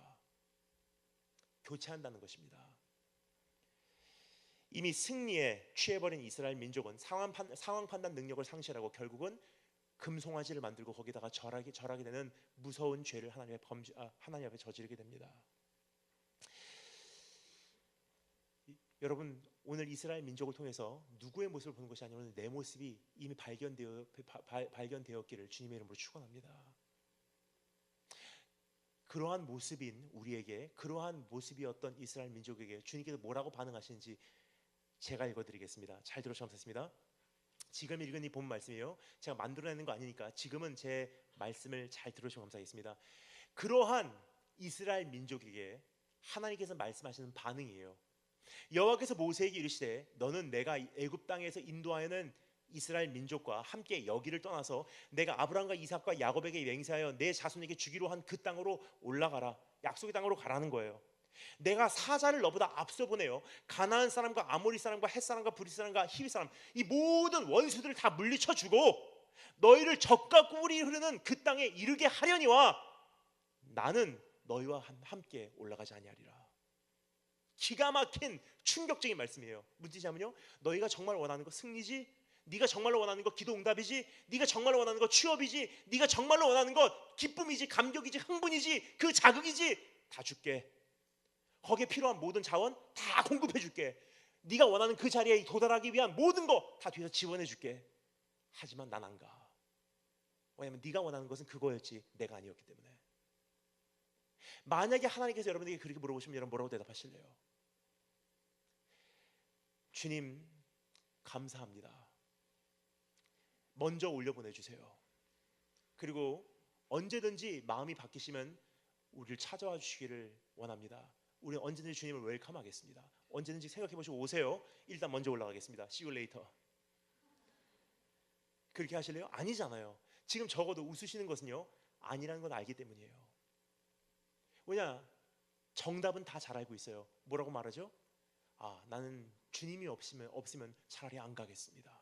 난 주님이 계신 곳이 나에게는 약속의 땅입니다. 참 기가 막힌 고백은 다 잘해요. 그런데요, 자, 솔직히 말씀드릴게요. 우리 현실은 지금 그렇지 않다는 거예요. 왠지 말씀드리겠습니다. 지금 강단 위에서 선포되는 말씀과 그것에 반응하는 성도들의 모습만 봐도요, 내 안은 그게 아니라는 것을 알 수 있어요. 강단에서 선포되는 수많은 말씀, 강단에서 그 말씀이 수많은 경우에 선포된다는 것은요, 성도들도 그 말씀을 호응하고 좋아한다는 뜻이에요. 따라서 목사만 잘못된 것이 아닙니다. 성도들도 똑같이 심판받을 것입니다. 그러면 수많은 말씀들의 내용이 뭔지 제가 여러분에게 조금 기억을 되살아나도록 말씀드리도록 하겠습니다. 지금 이 교회를 향해서 말씀드리는 것은 아닙니다. 넓게 한번 이 시대를 여러분 한번 생각해 주시면 감사하겠습니다. 지금 우리가 좋아하는 말씀들이 뭔지, 지금 내가 익숙해진 말씀들이 뭔지, 지금 대한민국 교회에서 온 세계에서 떠들어가고 있는 그 말씀이 무엇인지 한번 생각해 주시면 감사하겠습니다. 어떤 말씀들이 있죠? 성공하는 사람들의 7가지 습관 뭐죠? 주님 오시지 않아도 된다는 거예요. 7가지 습관, 노하우 가르쳐 주시면 먼저 가겠습니다. 성공을 내가 성취하겠습니다. 주님 오시지 않아도 괜찮습니다. 주님 임재 없어도 괜찮습니다. 주님과의 교제 깨져도 괜찮습니다. 노하우 가르쳐 달라는 거예요. 7가지 습관. 어떤 사람이 어떤 사람이 와서 간증하잖아요. 다 노트 적어요. 아, 저렇게 성공하는구나, 저렇게 희생하는구나, 저렇게 했더니 저렇게 하나님께서 주시는구나. 그걸 가지고 내 인생에 그대로 적용하면요, 똑같은 성공이 복제될 거라고 착각을 하고 있어요. 뭐죠? 어제까지 승리로 살아온 인생의 모습이에요. 영향력 있는 사역을 하기 위한 3가지 방법. 사역자들이 가장 듣기 좋아하는 말씀이에요. 산속에 들어가서 소나무 하나 뽑을 심정으로 주님과 씨름하다가 성령 받고 거듭나서 주님의 임재를 통해서 사역하러 달려드는 것이 아니라 다른 성공한 예들을 가지고요, 똑같이 벤치마킹해서 내 삶에 적용하면 성공은 얻을 수 있겠지. 뭐죠? 어제까지 승리로 살아온 인생의 모습이에요. 하나님의 물질을 잘 관리하는 재정관리법. 아, 저렇게 했더니 저렇게 부자가 된대. 그럼 나도 그것을 그대로 가지고 와서 그 간증을 나에게 그대로 적용을 하면 나도 똑같이 성공할 수 있어. 뭐죠? 주님의 임재 둘째 문제입니다. 주님과의 관계 둘째 문제입니다. 내가 주님을 오늘 매일매일 주님 앞에 매달려서 주님을 찾고 새롭게 만나는 것 둘째 문제입니다. 관리법 가르쳐 달라는 거예요. 노하우. 주님 오시지 않아도 되니까 자원 공급해 달라는 거예요. 축복을 얻기 위한 5가지 단계. 여러분 사실 밤새도록 이야기할 수 있어요. 어떻게 성공하는가, 어떻게 행복해질 수 있는가, 어떻게 해야지 행복한 가정을 꾸밀 수 있는가, 어떻게 해야지 좋은 아버지가 될 수 있는가. 노하우, 테크닉, 프로그램, 이벤트. 주님의 임재 어디 갔습니까? 성도가 언제 마지막으로 산속에 들어가서 주님 만난다고 들어가서 씨름하며 주님의 임재 얻고 나왔습니까? 복음에 대해서 알기를 원하고요, 복음에 대해서 이야기하기를 좋아해도요, 그 복음의 주인공이신 그분을 만나기 위해서 우리가 들어가서 그분을 만나기까지 씨름하는 사람들은 최근에 많이 없어요. 그래서 오늘 이 시간 제가 여러분께 말씀드리기를 원하는 것은요, 더 이상 지식적으로 클 필요가 없어요. 이제는 결단이 필요한 거예요. 따라서 오늘 말씀 전하기 전에 제가 여러분께 도전의 질문을 드렸습니다. 정말로 만나시기를 원하시냐는 거예요. 만나시기를 원하시면 이미 성경에 어떻게 만나는지 다 기록이 돼 있어요. 근데 사실상 알면서도 불구하고 우리는 그것을 하기 싫어해요. 결론입니다. 나는 깊은 곳에서는요, 사실 주님을 만나기를 원하지 않고 있어요. 여러분, 오늘 주님 앞에서 다시 한번 우리가 내 양심적으로 고백하기를 원합니다. 내가 정말로 주님을 만나기를 원하는지, 주님을 정말로 만나기를 원한다면요, 이제 노하우 내려놓으십시오. 테크닉 내려놓으십시오. 어떠한 사람들의 성공감 내려놓으십시오. 어떤 사람들의 어떤 간증 내려놓으십시오. 이제 주님의 임재 구해야 될 때예요. 주님과 교제가 회복되어야 될 때예요. 주의 영광이 돌아와야 될 때예요. 여러분, 한 가지 정말 중요한 질문을 여러분에게 여쭤보겠습니다. 오늘 이 질문을 우리가 쉽게 답할 수가 없는 질문인 거로 이 질문도 여러분께서 그냥 삼키시면 좋을 것 같습니다. 그냥 삼키세요. 주님께서 정말로 이 예배 가운데 계신 거 맞습니까? 정말로 우리 교회와 아직도 함께 하시는 거 맞습니까? 정말로 내 삶 속에 아직도 임재하시고 계신 거 맞습니까? 아유, 당연히 계시죠. 여쭤보겠습니다. 뭘 근거로 여러분 그렇게 생각하세요?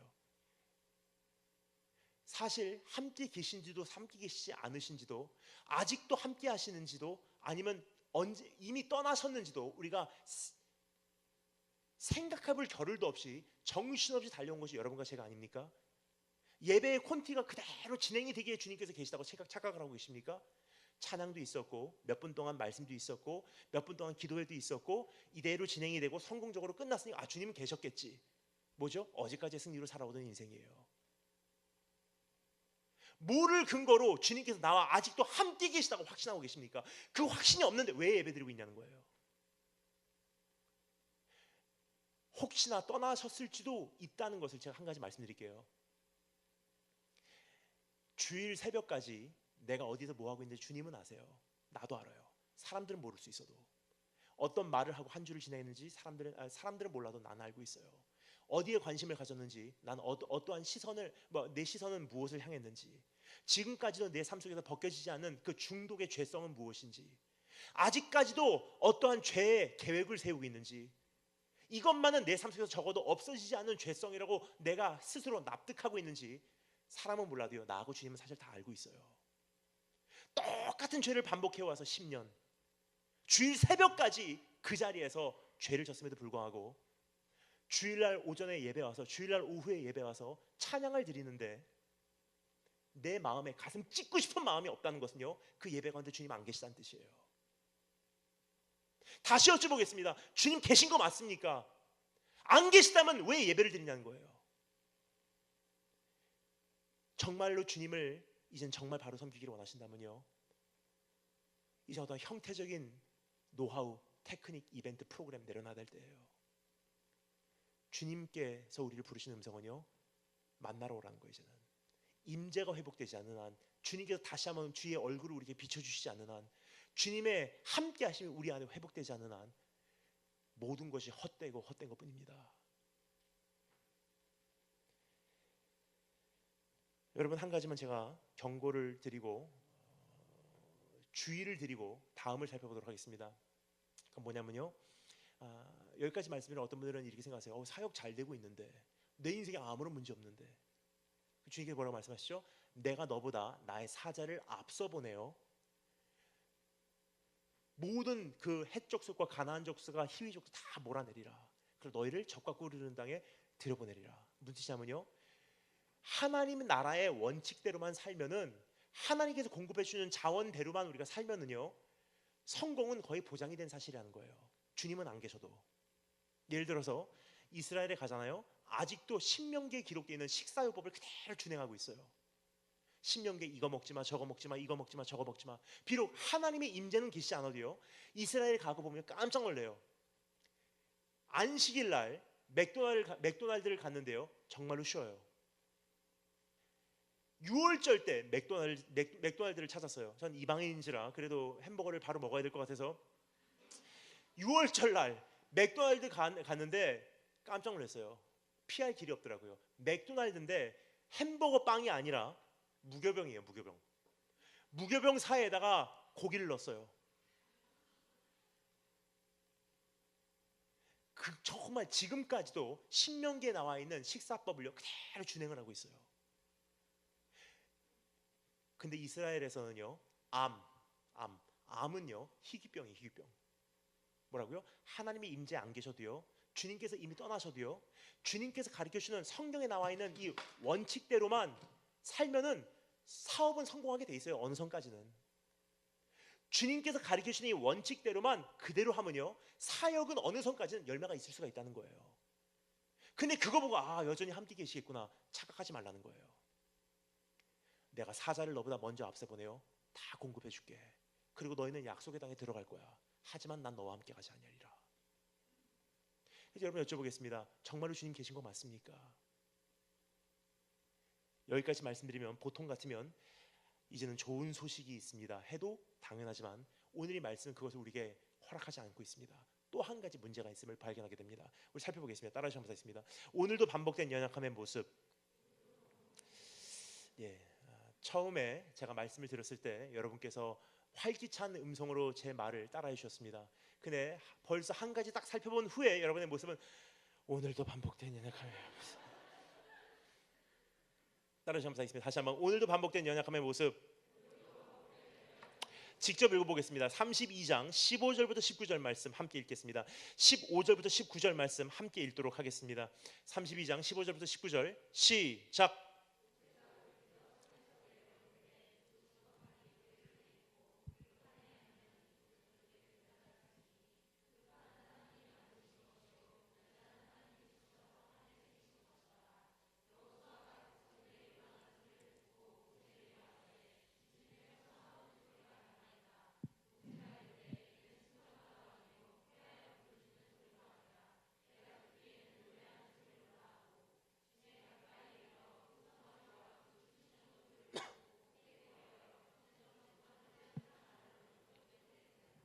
아멘. 어제 승리로 취해버려 우상 숭배를 하기 시작하여 한창 그 금송아지 앞에서 춤추고 노래 부르고 경배하고 있는데 모세가 산에서 내려오다가 그 광경을 목격하게 됩니다. 그 순간 모세가 어떻게 했다고요? 그 손에 들고 있었던 두 돌판을요, 하나님께서 주신 그 언약을 산 아래로 던져서 깨트려 버렸어요. 저 어렸을 때 주일학교 때 이 장면에 대해서 설교를 이렇게 들은 적이 있습니다. 참 대단한 리더십이다. 이 거룩한 분노를 우리가 다 소유해야 된다. 근데 이 말씀을 가만히 보니까요, 아니더라고요. 왠지 말씀드릴게요. 여러분, 목사가요 하나님의 말씀을 함부로 던지지 않습니다. 제가 갖고 있는 이 성경이요, 원본입니까? 사본입니까? 사본이요. 원본이라고 하시는 분들은 굉장한 대단한 신앙의 소유자이십니다. 여러분, 이것은 zondervan이라고 하는 미국의 출판사가 출판한 사본밖에 되지 않는 성경이에요. 하지만 저는 이 말씀을 굉장히 소중히 여겨요. 저는 이 성경 말씀을요 땅에다가 떨어뜨려 본 적이 없어요. 지금까지 이 성경은요 땅에 흙을 대본 적이 없는 성경이에요. 비가 오잖아요. 저는 제 외투를 벗어서요 성경을 안에다가 끼고 외투를 닫아서 지금까지도 이 성경은 비 한 방울 맞아본 적이 없습니다. 어렸을 때부터 하나님 말씀 끼고 잤어요. 남들은 어떤지 모르겠지만 저는요 이 찬양을 부를 때마다 너무 감격이 됐어요. 나의 사랑하는 책, 이 책 중에 있으니 이 성경 내가 심히 사랑합니다. 귀하고 귀하다 어머니의 무릎 위에 앉아서 재미있게 듣던 말, 이 책 중에 있으니 이 성경 내가 심히 사랑합니다. 근데 사본밖에 되지 않는 이런 성경이라고 해도요 목사가 성경을 던지지 않아요. 하나님께서 오늘 이 말씀을 통해서 우리에게 무언가를 인식시켜 주려고 하고 계세요. 왜냐면요, 성경은요 단 한마디도 낭비하지 않는 것이 성경이에요. 근데 오늘 이 말씀 32장 16절에 보면요, 두 번을 반복해서 우리에게 인식을 시켜주고 있어요. 똑같은 정보를요 우리에게 강조하고 있다는 거예요. 뭐죠? 모세가 산에서 내려오는데 그 손에 들려져 있었던 그 언약이 뭐라고요? 하나님께서 만드신, 하나님께서 써주신 원본이었다는 뜻이에요. 근데 그것을 어떻게 해요? 모세가 그것을 보고 크게 노하여, 이것은요 furious, 히스테리를 냈다는 뜻이에요. 무슨 뜻이냐면요, 거룩한 분노가 아니라는 거예요. 모세 안에 있었던 어떤 분노가 폭발하기 시작했다는 뜻입니다. 그리고 가만히 생각해보니 모세는 전과자예요. 기억하십니까? 그 다음 일을 생각하지 않고 살인사건 저질렀던 그 사람, 수십 년 전에 사랑하는 가족과의 작별 인사도 제대로 하지 못하고 살인자로 쫓겨서 도망 나와서 바로의 소나기를 피해 혼자 광야에서 자리를 잡을 수밖에 없었던 그 비극의 운명. 그 광야 40년 동안 얼마나 후회하고 살았는지 여러분 상상해 가십니까? 애굽의 왕자로 이스라엘 민족을 자유케 할 줄 알았어요. 그런데요, 광야에서 인생이 썩어가는 것을 보면서 얼마나 후회를 했을까 여러분 상상해 가십니까? 내가 그때 성질만 안 부렸더라면, 내가 그때 혈기만 안 부렸더라면, 내가 그때 화만 안 났더라면. 모세가 하나님 말씀을 그렇게 던졌다는 것은요, 이것은 어떤 거룩한 분노가 아니에요. 이것은 혈기 문제입니다. 왜냐면요, 목사가 4번밖에 되지 않는 성경을요 던지는 경우는 없어요. 딱 한 가지 경우에만 그것이 가능합니다. 언제죠? 하나님 얼굴에다가 사표 던질 때, 목사 안 해버려! 그때 할 수 있을지는 몰라도요, 목사가 하나님 말씀을 던지지 않는다는 거예요. 4번밖에 되지 않는 성경에도 불구하고. 근데 하나님께서 써주신, 하나님께서 만드신 16절 말씀이 강조를 하고 있어요. 그런데 모세가 어떻게 해요? 크게 노하여 그것을 던져버렸대요. 옛날 모세에 폭파해버린 거예요. 그 순간 모세 안에 일어났던 그 감정의 복잡함이 어땠는지 여러분 상상하십니까? 지난 40년이 무의미하게 다 녹아내려가는 것이 느껴졌을 거예요. 왜냐? 지난 40년 동안 뭐하고 지냈죠? 광야 한복판에서 후회하며 살았어요. 회심하며 살았어요. 내가 그때 성질만 안 부렸더라면, 내가 지금쯤은 애굽에서 내 민족을 구하고 있을 텐데. 내가 그 한 번을 못 견뎌서. 여러분, 화를 내는 것에 익숙하신 분들은요 그 아픔을 아십니다. 어제 말씀드렸죠? 여자분들 어디 가면 왠지 모르게 우울해요. 내가 왜 이렇게 우울하지? 나중에 알고 보니까 옛날에 그 남자친구가 거기서 나에게 소리 질렀지. 어느 음식점에 가면요 굉장히 싫은 거예요. 왠지 모르게 얼굴이 빨개져요. 왜 그러지? 가만히 생각해 보니까 옛날에 거기서 우리 아빠가 엄마에게 크게 소리 질렀지. 상처가 되는 거예요 그게. 근데 여러분, 상처를 받는 분도 그렇지만 혈기를 내신 분도 그 아픔을 아세요. 막 흥분돼서 혈기와 분노를 낸 다음에는요, 이성을 찾으면요 굉장히 자기 자신 싫어요. 내가 왜 그랬지? 사랑한 사람을 왜 이렇게 아프게 했지? 내가 두 번 다시 이러한 혈기를 내면 내가 인간이 아니야. 참 숨고 싶어요. 거기만 지나가면 싫은 거예요. 옛날 그 못난 모습이 내 안에 다시 생각이 나는 거예요. 모세가 그랬을 거예요. 광야 40년 동안 내가 그때 한 번만 생각하고 행했더라면, 가족한테 작별하지도 못하고 광야로 쫓겨나온 신세, 지금은 애굽의 왕자가 인생을 다 낭비하고 저물어 가는 내 인생, 한평생을 이렇게 끝내는구나. 여러분, 모세가 광야에서 뭐 하고 있었죠? 하루 종일 양치는 거예요. 대단한 일도 아니에요. 화려함도 없었고요. 그냥 인생이 거기서 썩어버리는 거예요. 얼마나 많이 생각했는지 상상해 가십니까? 지금은 뭐 양치기들 뭐 하는지 모르겠습니다. 지금은 양치기들은요, 목자들은 뭐 그 핸드폰이나 만지고 있겠죠. 그 당시만 해도요, 양을 친다는 것은요 하루 종일 그냥 아무것도 안 한다는 거예요.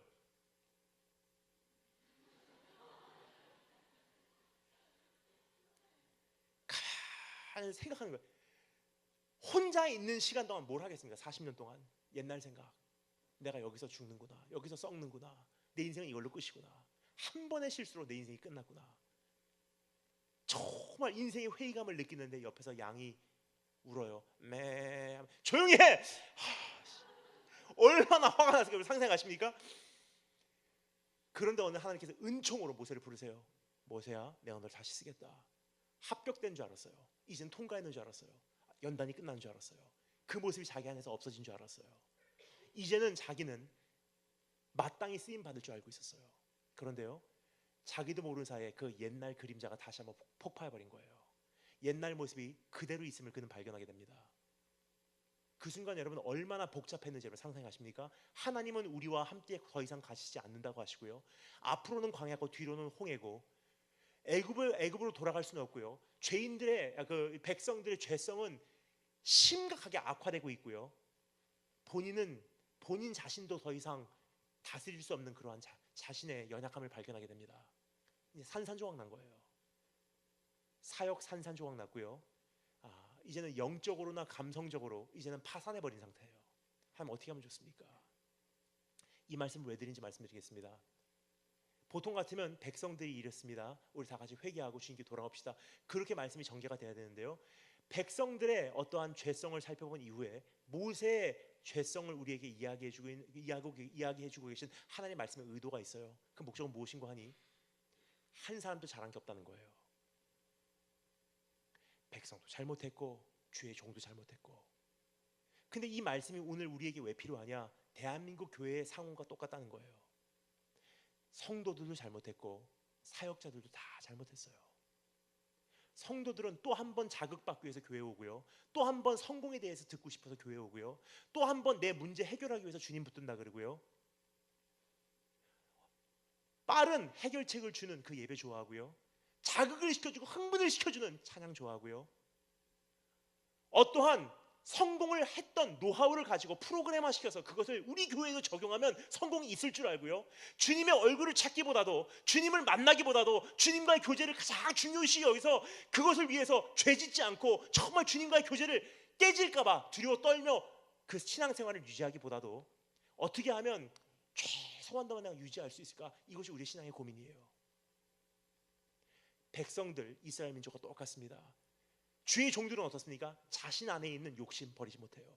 자신 안에 있는 연약함 아직 능가하지도 못했어요. 자신 안에 있는 옛날 상처 아직도 해결하지 못했어요. 자신 안에 있는 내 육신의 연약함 아직도 그대로 씨름하고 있어요. 백성도 잘못했고 모세도 잘못했듯이 오늘 대한민국 교회, 우리가 지금 이 시대를 살아가고 있는 이 현실은요, 단 한 사람도 잘한 게 없다는 거예요. 파산나 버렸어요. 이제는 솔직히 여쭤보겠습니다. 여러분은 대한민국 교회가 10년 후가 상상이 가십니까? 저는 상상이 가지 않습니다. 왜냐면요, 딱 10년 전에 제가 대한민국 교계에 발을 디뎠을 때 그때하고 비교해서 지금은요 상상을 초월하는 변화가 있었기 때문이에요. 한 가지 예만 들게요. 시간 관계상 제가 10년 전에 청소년 캠프를 처음으로 찾아가기 시작했어요. 딱 그때 강당 위에 서니까 제가 깜짝 놀랐습니다. 그 당시만 해도요, 대형 캠프, 뭐 주바라기 혹은 조이코리아, 그 당시만 해도요, 한 여름에 한 겨울에 8차수를 돌렸어요. 월화수 목금토, 월화수 목금토. 그리고 4주 동안 8차수를 돌렸어요. 8차수. 매 기수마다 2,300명씩 마감. 그런데요, 지난 10년 사이에 어떠한 일들이 계속 반복되는지 여러분 기억하십니까? 구제역, 신종플루, 에볼라, 메르스, 천안함 사고, 세월호 사건, 주 6일제에서 주 5일제로 바뀌고, 그리고 아이들이 학교를 쉰다고 쉬는 게 아니더라고요. 방학이 짧아져 버렸어요. 그리고 대한민국 고령화돼 버리고, 교회에서는 아이들의 모습이 점점 사라져가고, 핸드폰 때문에 정신 팔려 있고요, 지금 다 중독들이 어느 정도는 다 있다는 거예요. 쾌락주의로 지금 모든 것이 가고 있고요, 물질 만능주의로 지금 접어들고 있는 대한민국 사회예요. 딱 10년 후인 오늘, 이번 겨울 사역을 마치고 제가 여러분에게 보고를 드립니다.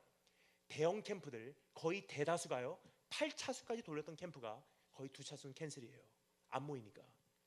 6차수 돌립니다. 지금 6차수 돌리는데요, 가장 피크 시즌 때만 딱 한 차수 정도 2,300명 마감, 나머지 5차수는요 700명, 400명, 1000명 모이면 많이 모인 거예요.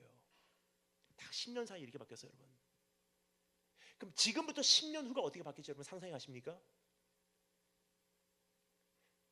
제 소견입니다. 제 소견. 지금부터 딱 10년 후면요 거의 안 남아요. 이제 제가 느끼는 것은 딱 10년 전하고요 10년 후하고 비교하면요 대한민국 청소년과 청년들의 수는 딱 10분의 1로 줍니다. 무슨 뜻이냐면요 100명 모이는 교회는 10명 남고요 10명 모이는 교회는 1명 남다는 거예요. 이제는 10년 후에요. 그럼 여러분 우리가 잘해왔다고 생각하십니까? 우리가 지금까지 한 프로그램들 지금까지 잘해왔다고 생각하신다면요 그러면 왜 대한민국 교회에 청년들과 청소년이 없냐는 거예요. 언제까지 우리가 모여서 예배드리고 은혜 받고 눈물 흘렸다고 만족하고 집으로 가겠습니까? 이거 아니라는 거예요. 이제는 유명 강사 말씀 듣고서 어우 좋은 말씀이었어 어우 나 다시 한번 해봐야 되겠어 그거 갖고 여러분 내 인생이 변할 거라고 생각하십니까? 그걸로 변할 것 같았으면요 우리 주님이 이 세상에 오셔서 십자가에서 무서운 죽음을 안 당하셔도 괜찮았어요. 언제까지 단기 선교행 몇 번 갔다 오고 거기서 도전받고 나도 이제는 어른이 돼서 장로님이 돼서 나도 이제는 단기 선교행 갈 수 있는 그런 훌륭한 노후를 맞이할 거야. 그것이 여러분의 인생의 전부라고 생각하십니까? 그게 다라면요 내일의 교회가 없습니다. 여러분 전 심각하게 아파서 이 말씀을 드리는 거예요. 오늘 밤 말씀은요 누구에게 손가락질한 말씀이 아닙니다. 제 자신에게도 말씀하는 바요 제 마음의 통증이에요. 젊은 선교사의 양심적인 호소입니다. 오늘 이대로 여러분 정말로 갈 수 있다고 생각하시냐는 거예요. 10년 후에 대한민국 교회는 없습니다. 여러분 심각하게 그게 제 피부로 느껴지는 바예요. 지금 여러분 느끼십니까? 딱 5년 전부터요 딱 5년 정도 됐습니다. 5년 전부터 청소년 사역은 이렇게 해라 하는 책이 더 이상 출판되지 않고 있어요. 왜냐? 다 실패. 근데 감사해요. 왜냐? 이젠 조금씩 깨닫기 시작한 거예요. 어떤 노하우로 되지 않는다는 거. 주의 얼굴을 찾기보다 예배의 콘티 집행하기를 원하고요. 주님의 임재 구하기보다 집회 일정 딱 마치면 내 삶으로 돌아가기를 원하고요. 골방으로 들어가서 주님을 찾기보다도 이제 어떤 대형 집회 형태를 원하는 것이 우리의 삶의 교만한 모습이에요. 그걸 우리가 정말로 변화될 거라고 생각하십니까? 그거 해왔지만 오늘이 됐잖아요. 아니라는 거예요. 이제는 언제까지 이거 하겠다는 거예요. 그러면 이제 그만합시다. 우리가 살아날 수 있는 방법 딱 한 가지 있어요. 세 번째 따라 정했습니다. 갈급함 가운데 몸부림친 기도. 우리 33장 4절부터 7절 말씀 함께 읽겠습니다. 33장 4절부터 7절 한 목소리 읽겠습니다. 다 같이 4절부터 7절 시작.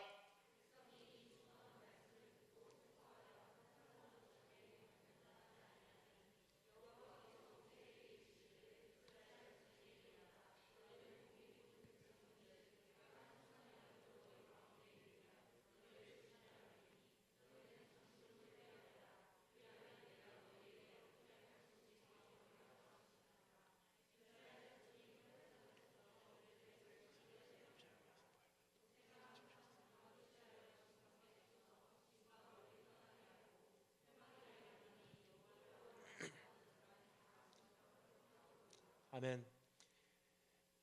백성도 잘못하고요. 주님의 종 모세도 잘못했어요. 근데 주님께서 뭐라고 말씀하십니까? 내가 너와 함께 가지 않을 것이다. 주의 임재가 떠났다는 거예요. 주의 얼굴이 이제는 떠났다는 거예요. 주의 교제가 완전히 산산조각 났다는 거예요. 그때 백성들이 어떻게 반응하죠?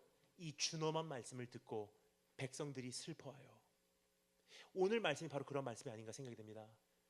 준엄한 말씀은요 잘하고 있어가 아니에요. 준엄한 말씀은요 현실을 보여주는 거예요. 우리 여기까지 왔다. 어떻게 할 거냐 이제는. 오늘 말씀이 그러한 말씀입니다. 그럼 대한민국 교회가 지금 필요한 것은요 그냥 잘한다 그렇게 하면 성공할 수 있어. 위대한 꿈을 꿔 비전을 가져. 하나님께서 너를 세계적인 무대 위에 세우셔서 너도 그렇게 위대하게 쓰실 거야. 영향력 있는 삶을 살아야 돼. 각자 맡은 부분에서 전문성을 가지고 거기서 최대한 영향력을 발휘해서 하나님의 왕국을 이루어라. 아멘. 지금까지 듣기 좋은 달콤한 복음으로 내 자신을 속여왔다면요 주님께서 우리에게 말씀하시기 원하신 것은 이젠 준엄한 말씀이에요. 너 잘하고 있는 거 아니야. 너 정말 잘하고 있다고 생각하면 한번 답해봐라. 네 자녀가 어디 있냐? 너 정말 잘하고 있다고 생각하면 너 답해봐라. 네 안에 경건함이 있는지. 너 정말 잘하고 있다면 한번 답해봐라. 왜 예배 가운데 임재가 느껴지지 않는지. 이 준엄한 말씀을 듣고 반응할 때예요. 그렇게 갈급한 가운데 이제는 백성이 어떻게 했는지 두 가지를 살펴보도록 하겠습니다. 하나는 백성이 선택한 회복을 향한 한 걸음, 두 번째는 모세가 선택한 회복을 향한 한 걸음. 첫 번째, 백성이 선택한 회복을 향한 한 걸음. 따라하시면 감사하겠습니다. 몸을 단장하지 않는 것. 백성이 이 준엄한 말씀을 듣고 슬퍼하여 한 사람도 자기의 몸을 단장하지 아니하니 주님께서 말씀하십니다. 너희는 장식구를 떼어내라. 6절 말씀, 이스라엘 자손이 호렙산에서부터 그들의 장식구를 떼어내니라. 다 장식을 떼어내버린 거예요. 회복의 첫걸음, 장식구 떼어내라는 거예요. 여기까지 말씀드리면 어떤 분들은 오해하세요. 아, 그럼 오늘부터 멋내면 안 되겠군요. 여러분, 멋내지 말라는 뜻이 아니에요. 귀걸이 다 빼고 머리는 산발을 하고 돌아다니는 뜻이 아닙니다. 여기서 말하는 장식구는요, 아까 뭐라고 말씀드렸죠? 승리의 상징이에요. 나의 정체성 삼은 것, 나의 기쁨 삼은 것, 나를 자극시켰던 것, 나의 기쁨의 원천 됐던 것, 나를 가장 행복하게 만들었던 것, 내 인생의 궁극적 목적 됐던 것, 내 기도 응답, 하나님보다 더 중요하게 여겼던 것, 나를 나되게 했던 모든 장식구를 다 벗겨내라는 거예요. 여러분, 이제는 우리도 더 이상 단장하지 말아야 될 때입니다. 주님의 임재를 우리로 하여금 더 이상 보지 못하게 하는 그것을 이젠 당장에 중단하라는 거예요. 그거 하지 않는 한 아무리 주님을 만나기를 원합니다라고 얘기를 해도요, 거짓말밖에 되지 않는 뜻입니다. 장식구 떼어내라, 이런 뜻입니다. 교회와 교단의 오랜 역사 뒤에 숨어서 하나님께서 떠나신 지도 오래됐는데 아직도 함께 계시다고 착각하고 정신없이 달려가는 그러한 일상생활에서 정신 차리라는 거예요. 이제는 아직도 프로그램 돌리면 된다고 생각하는 착각 속에서 깨어내라는 뜻이에요. 아직도 노하우로 주님 나라를 확장할 수 있다고 생각하는 그러한 착각 속에서 깨어나라는 뜻이에요. 이 정도만 살면은 화는 면할 거야 라고 생각하는 그 교만함 속에서 깨어나라는 뜻이에요. 정치와 인줄로 하나님의 역사를 이룰 수 있다고 생각하는 그 생각에서 깨어나라는 뜻이에요. 주님의 임재가 느껴지지 않는 예배에서 만족하고 거기에 도취되고 이게 신앙생활인지 알고 있는 그러한 잘못된 생각에서 깨우침을 받으라는 뜻입니다. 죄가 죄로 여겨지지 않는 세상의 어떤 흐름 속에서 내가 지금 저지르고 있는 죄를 향해서 가슴 아파하고 가슴 치며 이제는 바로 살겠노라고 주님 앞에 다시 한번 돌아오라는 뜻이에요. 장식구를 떼어내라. 너 뭐 믿고 살았니 지금까지? 너 잘하고 있다고 생각하니? 너 뭐 믿고 네가 의롭게 생각하고 있었니? 너 뭐 믿고 나의 진노를 두려워하지 않고 있었니? 내가 믿고 있었던 거 내려놓으라는 거예요. 이제는 그거 믿어도 나를 구원하지 못합니다. 두 번째, 모세가 선택한 것, 따라 선택했습니다. 주님을 만나러 가는 것. 백성은 장식구를 떼어내는 것, 그리고 오늘 우리 모두가 하지 않으면 안 되는 한 가지는요, 이젠 주님 만나러 가는 거예요. 어떻게 만나러 가는지 성경 기록합니다. 모세가 항상 장막을 취하여 진 밖에 쳐서 진과 멀리 떠나게 하고 회막이라 이름하니. 세 가지를 목격할 수가 있습니다. 세 가지 정해 보겠습니다. 첫 번째, 따라하시면 감사하겠습니다. 나의 장막으로 들어가자. 모세가 자기 장막을 취하여 진 밖에 쳐서 그것을 회막으로 만들었대요. 참 희한한 장면이에요. 왠지 말씀드리겠습니다. 이스라엘 민족이 우상 숭배의 죄를 진 것은 개인적인 죄입니까? 민족적인 죄입니까? 어려운 질문 아닙니다. 답은 질문 안에 담겨져 있습니다. 이스라엘 민족이 우상 숭배의 죄를 진 것은 개인적인 죄입니까? 민족적인 죄입니까? 민족적인 죄예요. 자, 그런데요, 민족적인 죄를 지면은 모세가 당연히 행해야 되는 건 뭐죠? 민족적으로 어떤 회개 성회를 만들어야지 당연한 거예요. 예를 들어서 다 시청 앞에 모이십시오. 이 광장에서 우리가 주님을 찾겠습니다. 주님, 우리가 잘못 살았습니다. 지난날에 있었던 그 엄청난 부흥을 다시 한번 이 땅에 허락해 주시기 원합니다. 우리가 회개하고 돌아옵니다. 백성이여 일어나라. 아멘. 그래야지 당연한 건데 참 희한해요. 민족적인 죄를 졌건만 모세는 어떻게 합니까? 개인의 장막을 취해서 개인적으로 주님을 찾기 시작해요. 왜 그랬습니까? 답을 말씀드리겠습니다. 여러분, 시대가 악해지면 악해질수록 더 이상 공식적인 혹은 공개적인 성회가 어떠한 영향력을 발휘하지 못하는 한계점이 온다는 거예요. 이러한 상황을 맞이할 때 하나님께서는 국가적인 혹은 민족적인 혹은 공동체적인 변화가 있게 하기 위해서 대대적으로 변화를 일으키기보다는 오히려 한 사람 단위로 역사하시기 시작한다는 거예요. 한 사람의 회개한 심령, 한 사람의 메시지, 한 사람의 변화된 모습, 한 사람의 선지자, 한 사람의 희생자, 한 사람의 순교자, 그리고 한 사람의 진짜로 복음으로 거듭난 그 모습. 여러분, 1907년에 있었던 대부흥 100주년을 기념하면서 2007년도에 대한민국 교회가 다 일어났어요. 각 광장마다 모여서 우리가 회개 운동을 했고요. 그때마다 수많은 청년들이 이제는 선교사로 파송되기를 원한다고 헌신했어요.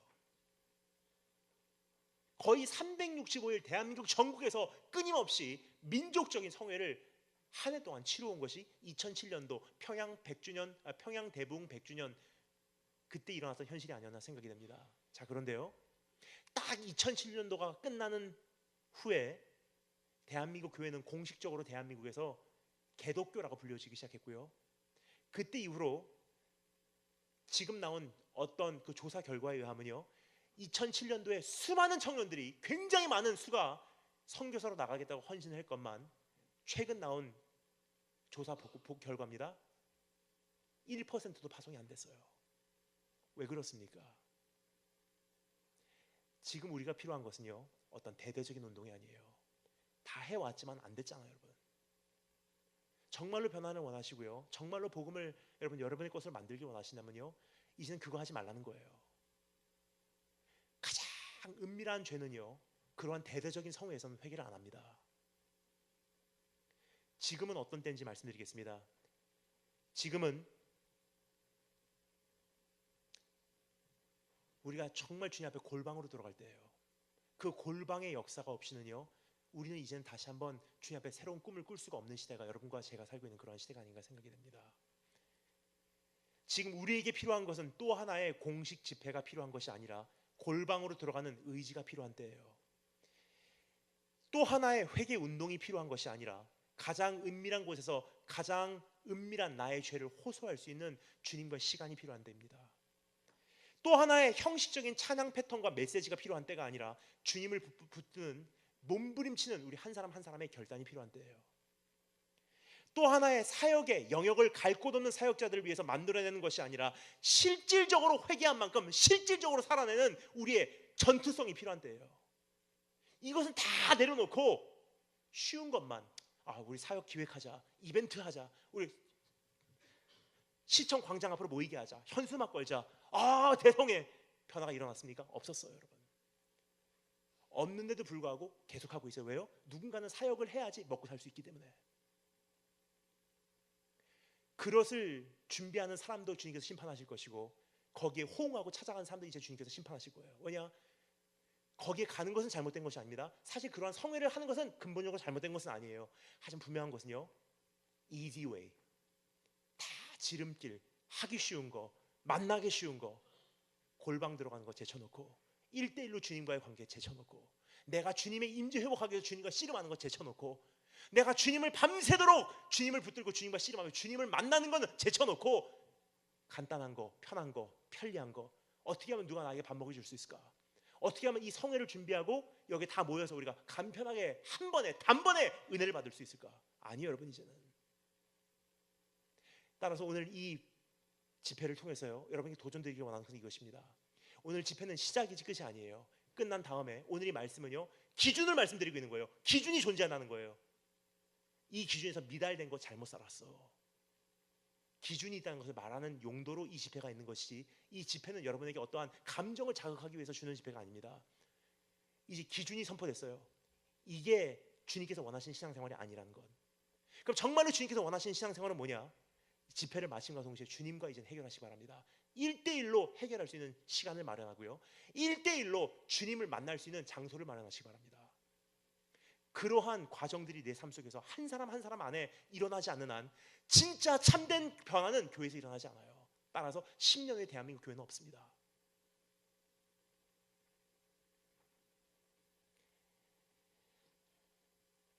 두 번째, 따라하시겠습니다. 나의 설 자리를 정하자. 모세가 장막을 이스라엘 진 밖에 멀리 떨어진 곳에 쳤다고 성경 기록합니다. 백성들이 있는 곳에 장막을 친 것이 아니고요, 백성들이 있는 진 밖으로 나가서 먼 곳에 장막을 쳤대요. 뭐죠? 지금 나 이 세대를 본받지 않겠습니다. 이 시대를 역류하겠습니다. 이 사람들이 유행하는 것 나 이들 본받지 않겠습니다라는 뜻이에요. 요즘 시대가 바로 그런 시대예요.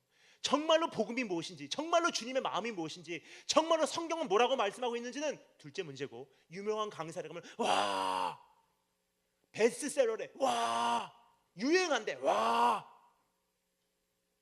거기에 있으면 감성이 불이 붙고요, 그 집회에서 이거 하면 왠지 내가 귀한 신앙생활하는 것 같아요.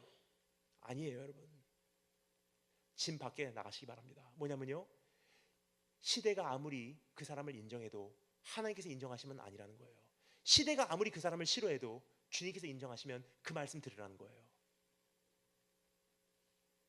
더 이상 시대를 본받지 마시기 바랍니다. 진 밖으로 나가십시오. 이제 어떠한 흐름 속에서 와 몰려갈 때가 아니라는 거예요. 잠잠한 가운데. 말씀드렸습니다. 저는 이 말씀을요, 여러분에게 손가락질하는 말씀이 아니에요. 누구에게 손가락질하는 말씀이 아닙니다. 제 자신이 이 말씀을 전하기 위해서 준비하면서 얼마나 하나님 앞에 가슴을 치며 울었는지 몰라요. 오늘 강단에서 제가 말씀드리는 이 설교 시간 이상으로 전 이 말씀을 전하기 위해서 주님 앞에 울면서 기도하고 밤을 샜어요. 제가 회개한 내용들이에요. 하나님, 더 이상 기도하지 않고 강단에 올라가지 않겠습니다. 더 이상 나와 주님과의 관계가 깨졌는데도 불구하고, 금이 가기 시작했는데도 불구하고 그것은 모른 척하고 사역하지 않겠습니다. 주님의 임재가 있는지 없는지도 확인해 볼 겨를도 없이 정신없이 달려가지 않겠습니다. 내 안에 죄가 있는데도 불구하고 함부로 강단에서 외치지 않겠습니다. 얼마나 많이 가슴 아파하고 주님 없이 지나온 그 시간들이 저에게는 힘들게 다가왔는지, 가슴 치며 밤을 새며 울었던 그 기도 내용들이 쌓이고 쌓인 후에 형성된 말씀이에요. 여러분, 이것은 제 회개의 내용들입니다. 오늘 누구에게 손가락질한 말씀이 아니었어요. 제 말씀이에요. 하지만 오늘 이 말씀을 제가 깨닫고 난 후에 하나님께서 저에게 말씀하시더라고요. 이제 이 말씀이 사실 대한민국 전국에 필요한 것이 제게 보여지기 시작했어요. 여러분, 오늘 하나님 앞에 회개할 것이 많습니다. 어떤 시대적인 흐름, 정신없이 흘러가는 이 시대를 본받지 말고 이젠 진 밖으로 나가신 여러분 되시길 주님으로 축원합니다. 세 번째 따라 점사했습니다. 회막을 설립하자. 회막을 설립하자는 것은요, 회막을 설립하자고 하는 것은요, 주님만을 만날 수 있는 시간과 공간을 준비하라는 거예요. 회막은 뭐죠? The tent of meeting. 주님만을 만나기 위해서 준비된 시간과 공간이에요. 여러분, 어디서 여러분 은혜 받고 계십니까? 어디서 양육 받고 계십니까? 순 모임을 통해서, 참 귀한 모임이에요. 근데 중요한 것이 있습니다. 그것은 성도의 교제와 순 모임이라는 그 안에서 우리가 은혜를 받는 거지, 주님만을 위해서, 내가 주님을 만나기 위해서 성별된 시간과 공간은 아니라는 거예요. 어디서 주님을 만나고 계세요, 여러분? 큐티 모임? 성도의 교제도 있고 함께 먹고 마심도 있고 서로 이야기를 들어주는 그런 모임이긴 하지만, 주님만을 만나기 위해서, 주님께만 집중하기 위해서 준비된 시간과 공간은 아니라는 거예요. 집회를 통해서, 집회 말고 여러분, 단기 성교행을 통해서 단기 성교행 말고요, 주님 앞에 나와서 주님만을 만나기 위해서, 주님께만 집중하기 위해서 준비된 시간과 공간이 있습니까? 없잖아요. 그거 없으면요, 주님 만날 수가 없다는 거예요. 주님께서 뭐라고 말씀하시죠? 나를 정말로 만나기를 원한다면 은밀한 곳에 계시는 그분을 만나기 위해서 은밀한 곳으로 가서 문을 닫으래요. 성경이 말합니다. Close the door behind you. 네 뒤에 문을 닫으래요. 문을 닫으라는 것은요, 예의를 지키고 문 닫고 들어오라는 뜻이 아닙니다. 네 뒤에 문을 닫으라는 것은 이런 뜻이에요. 세상과 너와 단절시키라는 거예요. 근데 우리는 주님을 만나러 온다고 하면서 어떻게 하죠? 서로를 축복하는 교제. 물론 예배에는, 공식 예배는 필요합니다. 하지만 그만큼 내가 주님께 집중하는 시간은 내 삶 속에 많이 없다는 거예요. 그걸로만 만족한다면. 제가 오늘 이 말씀을 준비하면서 굉장히 많이 주님 앞에 큰 결단, 제가 큰 결단을 한 가지 있어요. 뭐냐면요, 제가 밤에 기도하라고 딱 앉았는데, 기도하려고 주님만을 만나러 왔습니다. 주님께만 집중하겠습니다. 문 닫고 왔습니다. 기도하는데 갑자기 카톡. 그래서 양심상 보진 않고요, 진동으로 바꿨어요. 다 주님을 섬기겠습니다. 근데 여러분 같으면 어떻게 하겠습니까? 물론 안 보시죠, 그렇죠? 그렇게 믿고 싶습니다. 주여 하는데 물론 보지는 않지만 한참을 기도하다가 지금 몇 시쯤 됐는지 좀 보겠습니다. 문자 왔네. 그래서 결단을 했어요. 큰 결단.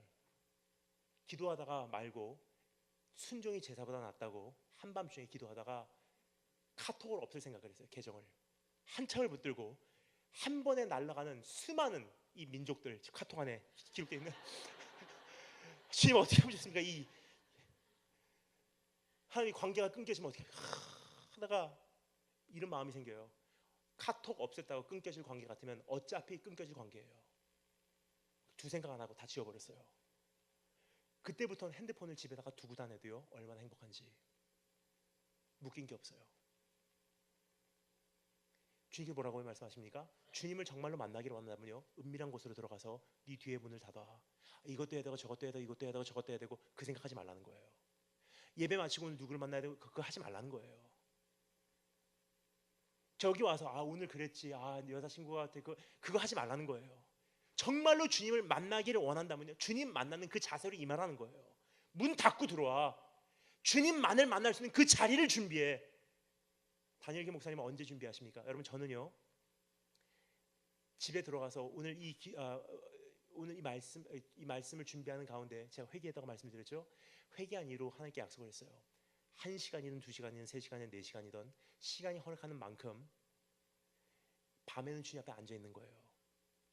그리고 함께하는 청년들이 한 명씩 조인하기 시작했어요. 처음에 기도를 할 때는요, 그냥 1시간 기도하는 거 힘들 수 있어요. 깊이 들어가기 시작하면요, 기도하다가 어느 순간 딱 시계를 보니까 5시간. 그러한 과정이 없이는 주님을 만날 수가 없다는 거예요. 근데 세상은 계속 세상의 중력을 우리를 끌어당겨요. 주님께 나가지 못하도록. 그래서 우리는 양심은 있으니까 내 자신을 조금 납득하기 위해서 기도는 하기 싫고 세상으로 완전히 빨려들기 싫으니까 그냥 대형 집회 한 번으로 때우면 되겠다 생각을 해요. 거기는 능력이 없습니다. 진짜 주님을 만나기를 원하신다면요, 주님 앞으로 나가시기 바랍니다. 그래서 여쭤봤잖아요, 제일 처음에. 정말로 만나시기를 원하냐, 안 만나시기를 원하시냐. 안 만나는 것은 원인이 있었다는 거예요. 내가 만나기 싫었던 거예요, 사실. 왜냐? 복잡하니까, 귀찮으니까, 거기까지 하기는 번거로우니까. 그러니까 단출하게, 그러니까 간편하게, 편리하게 주님을 만나기를 원했지, 주님이 주님 되심 앞에 우리가 나오지 못했다는 것입니다. 시간이 다 된 거로 마지막 한 가지 살펴보고 마치겠습니다. 따라하시면 감사하겠습니다. 기도를 통해서 일어나는 역사. 마지막으로 33장 7절부터 14절 말씀 함께 읽겠습니다. 7절부터 14절 한 목소리로 읽겠습니다. 시작.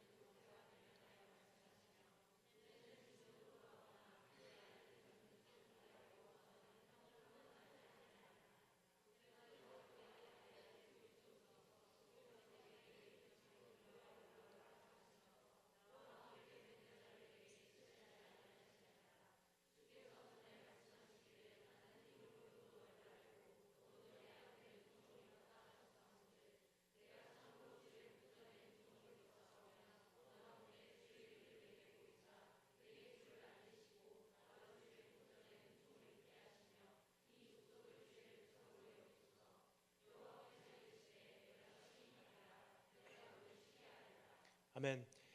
어제까지 승리로 살아온 인생의 모습 우리가 살펴보았고요. 두 번째, 오늘도 넘어진, 오늘도 쓰러진, 한 사람의 사역자의 모습을 우리가 관찰해 보았습니다. 근데 그것이요 누구의 모습이 아니라 우리의 모습이라는 사실을 깨닫게 되었습니다. 완전히 영적으로 파산난 우리의 현실 가운데 주님께서 요구하는 한 가지, 나 만나러 와. 갈급함 가운데 몸부림친 기도. 백성들은 장식구를 떼어내고 하나님의 종 모세는 자기 장막을 취하여서 짐 밖에 치고 그것을 회막으로 만들어서 주님을 만나러 갔던 그들의 모습을 우리가 지켜보았습니다. 그러한 일이 있은 후에 하나님께서 어떻게 반응하셨는지 우리가 마지막으로 4가지만 짧게 하이라이트하고 마치도록 하겠습니다. 기도를 통해서 일어난 역사입니다. 첫 번째 따라 점수했습니다. 함께 기도하는 자들이 일어난다. 제가 처음에 이 말씀에 대해서 뭐라고 말씀드렸죠? 이 말씀은 부흥에 대한 그림이에요. 회복에 대한 내용입니다. 진짜 부흥은요 어떻게 시작되냐? 대형 성회를 통해서 일어나는 부흥이 아니에요. 확 일어났다가 꺼지는 불길이 아니기 때문입니다. 부흥은요 한 사람 단위로 일어나기 시작해요. 한 사람이 하나 이제까지 주님 없이 살았습니다. 멀쩡하게 사역했고요. 남들이 나보고 정말 신앙 소유하고 있다고 얘기했지만 나는 사실 내 안이 썩어 들어가고 있다는 걸 알고 있었습니다. 남들은 모르지만 내 안에는 죄성이 있고요. 신앙생활 한다고 했지만 신앙생활 가운데도 나는 공허함이 있었음을 고백합니다. 그래서 그 공허함을 채우기 위해서 여자친구 혹은 남자친구를 통해서 채우려고 했고요. 그때마다 수치로 끝났고요. 아픔으로 끝났고요. 상처로 끝났고요. 죄로 끝났고요. 육신도 마음도 지금 다 더러워진 상태로 오늘 주님 앞에 찾아왔습니다. 하지만 오늘 이대로 살지 않겠습니다. 왔던 길 그대로 돌아가지 않겠습니다. 오늘부터 제단 쌓겠습니다. 나 오늘부터 골방으로 돌아갑니다. 오늘부터 주님 만나겠습니다. 그리고 진짜가 되겠습니다. 그렇게 결단을 하면 어떠한 역사가 일어납니까? 나 혼자 그러게 한 것뿐인데 참 미안해요. 한 사람 한 사람 합류하기 시작해요. 나도 같이 기도해야 될까요? 참 기도하는 모습이 부럽습니다. 나도 함께 기도하고 싶습니다. 성경이 기록합니다. 여호와를 앙무하는 자는 다 진박 회막으로 모세와 함께 나아가며 모세가 회막으로 나아갈 때는 백성이 다 일어나 자기 장막 문에 서서 모세가 회막에 들어가기까지 바라보며 뭐죠? 모세는 혼자 자기 장막 회막으로 들어가기를 원했는데요. 백성들이 쪼인하기 시작했어요. 나도 가도 괜찮습니까? 저도 같이 가도 될까요? 청년 한 사람이요 교회에서 밤에 무릎 꿇기 시작하면요 나도 모르는 사이에 권사님들이 오기 시작해요. 나도 모르는 사이에 집사님들이 쪼인하기 시작합니다. 나도 모르는 사이에 이 청년과 다른 형제 자매들이 밤에 예배당을 찾아요. 여러분 기억하십니까? 대한민국 교회 현실 딱 20년 전에만 해도요 교회 밤에 불이 안 꺼졌었어요. 열어놨었어요. 물론 안전했던 시대였고요. 하지만 그 당시만 해도요 교회 곳곳에 퍼져서 기도하시는 권사님들과 집사님들의 모습이요 언제든지 웬만한 교회에선 다 발견이 가능했다는 것입니다. 하지만 지금 어떻습니까? 기도 안 하는 교회예요 이제는. 그래서 오늘 이 시간 너무나 감사한 것은요 목사님과 대화를 나눴습니다. 이제부터 기도하시잖아요 여러분. 근데 이 기도의 열기가 여기서 끝나는 것이 아니라 한 사람 한 사람의 기도의 불꽃으로 번져 가셔서 나의 삶에서도 가정에서 그렇게 기도하시고 밤에 주님의 전을 찾으시는 우리 한 분 한 분 되실 주님으로 축원합니다. 그렇게 기도하면 몰려오게 돼 있어요 이제는. 두 번째 따라 잘못했습니다. 주를 경외하는 현실이 시작된다. 모세가 회막에 들어갈 때 구름 기둥이 내려와 회막 문에 서며 여호와께서 모세와 말씀하시니 모든 백성이 회막 문에 구름 기둥이 서 있는 것을 보고 다 일어나 각기 장막 문에 서서 예배하며 하나님을 경외하기 시작하는 거예요. 어떤 사람들은요 나도 함께 기도하러 가도 될까요? 라는 용기가 없는 사람들도 있어요. 어떤 사람들은요 내일 직장 출근해야 되니까 밤에 기도하러 가겠습니다라고 함께 합류하지 못하는 사람들이 있어요. 하지만 각기 자기 장막문에 서서 하나님을 각기 다양한 방법으로 예배하기 시작해요. 이런 뜻이에요. 내가요 오늘 밤부터 내가 정말 새벽마다 내가 기도하러 오겠습니다. 그렇게 결단하고요 오늘 집에 가서 주무시고 내일부터 새벽 제단을 찾기 시작합니다. 새벽 4시 반에 일어나서 옷 갈아입고 그 추운 새벽 공기를 마시면서 집 현관문을 따고 뒤에 닫고 나올 때 우리 아빠 밤새도록 술 드신 우리 아빠 자고 계세요. 한 달, 2달 나는 새벽 제단을 그렇게 찾아요. 근데 어느 날 아빠가요 듣기 시작한 거예요. 얘가 어디 가지? 나중에 물어봅니다. 어디 가니? 새벽 기도 가요. 한 달, 두 달 또 계속 새벽 전환을 쌓아요. 근데 그날에는요, 아빠가 정말 술을 많이 드셨는데 너무 힘든 일이 있어서 그렇게 아빠에게 전도해도 반응도 안 했던 그 아빠, 그날은 아무리 술을 밤새도록 드셔도요 취하지 못한 거예요. 그만큼 충분하도록. 주무셔야 되는데 새벽 5시에 깨 계신 거예요. 정신이 나갔다 들어왔다 나갔다 들어왔다. 비몽사몽간에 또 딸이 문을 따고 나가는 소리를 듣습니다. 그 순간 아버지가 어떻게 하실까요? 물론 나도 같이 기도하러 갈게 말 안 해요. 나도 예수님을 믿겠습니다. 그때는 말 안 합니다. 밤새도록 고민했던 그 아빠가 아마 이렇게 얘기할 거예요. 신이여, 하나님이여, 정말 당신이 살아계시다면, 내 딸이 섬기는 그 하나님이 정말 살아계시다면 나도 한번 구원해 주세요. 누워서 뭐라고요? 각기 자기 장막문에 서서 하나님을 경외하기 시작했대요. 레벨은 다 다를 수 있어요. 과정은 다 다를 수 있어요. 색깔은 달라요. 비록 내가 기도하러 가겠습니다 말 못해도요, 나 지금 당장 믿겠습니다 반응 안 해도요, 내 한 사람이 기도하기로 작정을 했더니 하나님의 영광이 이제는 임하기 시작하는 거예요. 그럼 어떻게 되죠? 그토록 복음을 전했지만 영접하지 않았던 나의 아빠가, 나의 엄마가요, 각기 자기 장막문에 서서 자기 말로 얘기하는 거예요. 하나님, 당신이 정말 살아계시다면, 내 딸이 저렇게 찾는 하나님 정말 살아계시다면 나도 한번 만나주세요. 주님을 예배하는 현실이 이제 교회 안에 전염이 되기 시작해요. 다 번져가기 시작해요. 세 번째 단어 잘못했습니다. 주를 섬기는 다음 세대가 준비된다.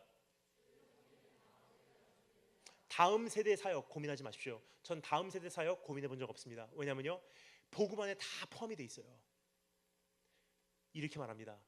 이렇게 해라 저렇게 해라가 복음이 말하는 다음 세대 사역이 아니에요. 다음 세대를 위한 사역의 노하우는 없습니다. 유일한 한 가지 방법이 있어요. 내가 기도하면요, 내 기도하는 뒷모습 보고 잘하는 것이 다음 세대예요. 사실 여러분, 청년인 여러분도 정말 보기를 원했던 것이 한 가지 있잖아요. 이렇게 저렇게가 아니고 목사님이 정말 그렇게 사시는지, 이렇게 살아 저렇게 살아라가 아니잖아요. 청년인 우리는 알잖아요. 그렇게 하나님 말씀을 선포하시는 그분이 정말로 그렇게 사시는지를 보기를 원했던 것이 여러분과 저희 세대예요. 그렇게 보지 못할 때 우리는 교회를 떠나갔고요, 그것을 보지 못할 때 우리는 교회에게 상처를 받았어요. 이것이 여러분과 저의 세대입니다. 그러면 왜 우리는 똑같은 죄를 반복합니까? 우리는 바로 살아야죠. 그래야지 우리를 바라보고 지금 자라고 있는 청소년들이 보고 자랄 게 있지 않습니까? 여러분, 모세가 어떻게 했다고요? 모세는 밤새도록 주님을 만나서 기도하는 거예요. 회막에서 막 기도하니까 어떻게 해요? 친구가 친구하고 대화하듯이 하나님께서 모세와 속삭이셨대요. 근데 어떻게 해요? 여호수아가 뒤에서 가만히 보고 있는 거예요. 아, 저렇게 하는구나.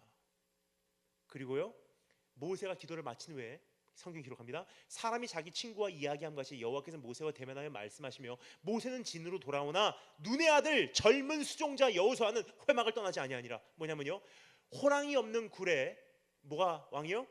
토끼가 왕이에요.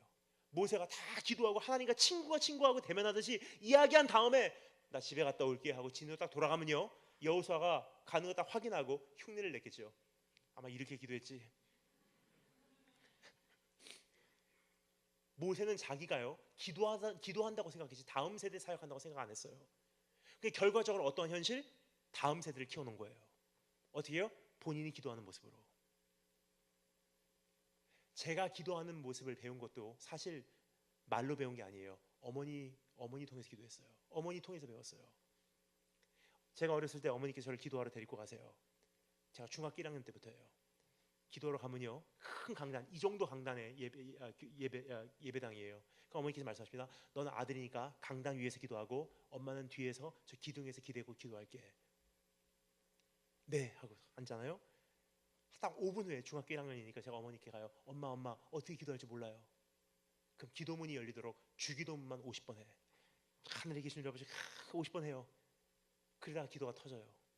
어느 날 기도하러 오니까요, 졸리는 거예요. 학교에서 하루 종일 학교 생활하고 돌아와서 저녁에 밤새도록 어머니가 기도하려고 하니까 졸려갖고 꾸벅꾸벅 졸고 있어요. 그럼 어머니께서 오셔서 한 새벽 3시쯤 얼른 누워서 자. 여기서 밤에 기도하러 와서 주님 전에서 자면은 이미 50점은 따놓은 거야. 어느 날 기도하러서 막 기도하려고 하면요, 참 희한해요. 사탄이 공격을 하기 시작합니다. 두려움이 몰려와요. 온몸에 소름이 끼치고요, 희한한 생각들이 들고요, 막 공포에 떨어요. 도저히 안 돼서 어머니께 가요. 엄마 너무 힘들어요. 어떻게 기도해야 될지 몰라요. 어머니께서 말씀하십니다. 찬송가에서 보혈 찬양 불러. 엄마 순종 잘하니까 앞에서 막 보혈 찬양 막 혼자서 1시간도 2시간도 보혈 찬양 부르는 거예요. 그러다 보니까 어느 날 어느 순간 갑자기 검은 안개가 거쳐지듯이 영적 공간이 열리고요, 주님과 나도 모르는 사이에 직통으로 통하고 있어요. 기도를요, 누가 가르쳐준 거 아니에요. 어떤 사역자가 가르쳐준 게 아니에요. 엄마의 뒷모습 보고 자랐어요. 여러분, 우리도 그게 지금 필요해요. 누가 그것을 우리 청소년들에게 가르쳐 주겠습니까? 언니와 오빠, 누나, 형들이에요. 이 교회 이제부터의 여러분이 이 교회를 그렇게 짊어지지 않으면요, 대한민국 교회는 이제부터는 희망이 없어요. 대한민국 청소년들 뭐 보고 자랍니까, 여러분? 정말 마음이 아파요. 대한민국 청소년들은 보고 자란 게 없습니다. 왠지 말씀드릴게요. 여러분과 저는요, 적어도 1983년도 혹은 88 올림픽까지, 좀 스트레치를 해야 돼요. 88 올림픽까지 태어난 우리들은 어느 정도는 부흥의 막바지를 맛본 세대예요. 막바지. 그 당시만 해도요, 신년 예배, 우리 이대로 살 수 없습니다. 이 한 해가 어떻게 될지 모르기 때문에 나는 이대로 불안해서 살 수 없습니다. 주님 만나러 기도원 가서 소나무 하나 뽑고 나오겠습니다. 이 신년을 위해서 내가 금식하고 오겠습니다. 그게 일반적인 시대였었어요. 그 당시만 해도. 그 당시만 해도요, 예배 올 때요, 다 성경책 가지고 왔지 핸드폰 들고 오는 시대가 아니었어요. 그 당시만 해도요, 물병 들고 커피 들고 던킨도너츠 들고서 교회 오는 시대가 아니었습니다. 그 당시만 해도요, 주님께 어떤 예배를 드렸는지 여러분 기억하십니까? 딱 15년, 20년 전만 해도요, 대한민국 이렇게 못 살았어요. 한여름에 보리차 통에다 얼려서 아이스박스에 담아서 리아카 끌고 나가서 시장에서 녹여서 파는 거예요. 조금 녹이면 한 컵 따라서 팔고, 조금 녹이면 한 컵 따라서 팔고, 할머니들 큰 대야에다가 나물 담아놓고 쭈그리고 앉아서 한 포기 팔고 한 포기 팔고, 거기서 모은 1,000원짜리 다 앞치마에다 넣고 있다가 그거 함부로 주님께 드릴 수 없어서 은행 가서 팍팍 10,000원짜리로 바꿔서 하얀 봉투에다가 담아서 성경책 사이에다 껴놓고 주일까지 기다리려고 했는데 기다리다 못해 그 다음날 새벽에 나가서 목사님 나오시기 전에 강단 위에 올라오셔서 두려움과 떨림으로, 하나님 정말 드릴 게 없는데 이거밖에 못 드립니다. 하지만 정말 더 드리고 싶습니다. 언젠가 더 드리겠습니다. 그렇게 예물을 바쳐왔던 예물이 쌓이고 쌓여서 오늘의 교회가 된 거지, 오늘 우리의 모습은 아니라는 거예요. 여러분, 우리 모습 어떻습니까? 동전 몇 푼 던지면 헌금했다고 생각해요. 우리는요, 지금 이 말씀을 듣고 울어요. 왠지 아세요? 보고 자랐거든. 사실 이것을요, 우리가 그때 부흥의 시대를요, 우리가 이끈 것은 아니에요. 이 부흥의 세대를요, 우리가 앞장서서 일으킨 건 아니에요. 하지만 내가 태어난 세대가, 어린 아이, 내가 주일학교 다니면서도 내가 교회에 오면 왠지 모르는 분위기로 내 DNA 안에 다 입력된 세대가 여러분과 제가 사는 세대예요. 근데 우리 청소년들은요, 부흥의 다음 세대예요. 보고 자란 게 없어요. 누가 가르치겠습니까? 부모겠습니까? 물론 부모님들이 가르치셔야 되죠. 하지만 교회의 형, 누나, 언니, 오빠들, 누가 너의 형제냐? 주님의 뜻대로 행하는 자, 주님 안에 있는 우리들이 진짜 형제고 진짜 언니고 진짜 오빠고 진짜 부모래요. 우리만 바로 서면요, 다음 세대 준비됩니다. 오늘 주님 앞에서 그 결단하신 축복이 있으실 줄로 축원합니다. 마지막 네 번째 따라 잡습니다. 주의 임재가 회복된다. 마지막으로 읽겠습니다. 14절, 여호와께서 이르시되 내가 친히 가리라, 너를 쉬게 하리라. 무슨 뜻이냐면요, 주님께서 돌아오신다는 거예요. 이제 주의 임재가 회복된다는 거예요. 주님께서 함께 가신다는 거예요. 이것을 원합니다. 여러분, 이제는 주님 없는 예배 아니라, 주님 안 계신 신앙생활이 아니라, 살아있는 척하는 기독교 종교 활동이 아니라 주님이 계신 그 신앙으로 돌아오신 축복이 되시는 걸 축원합니다.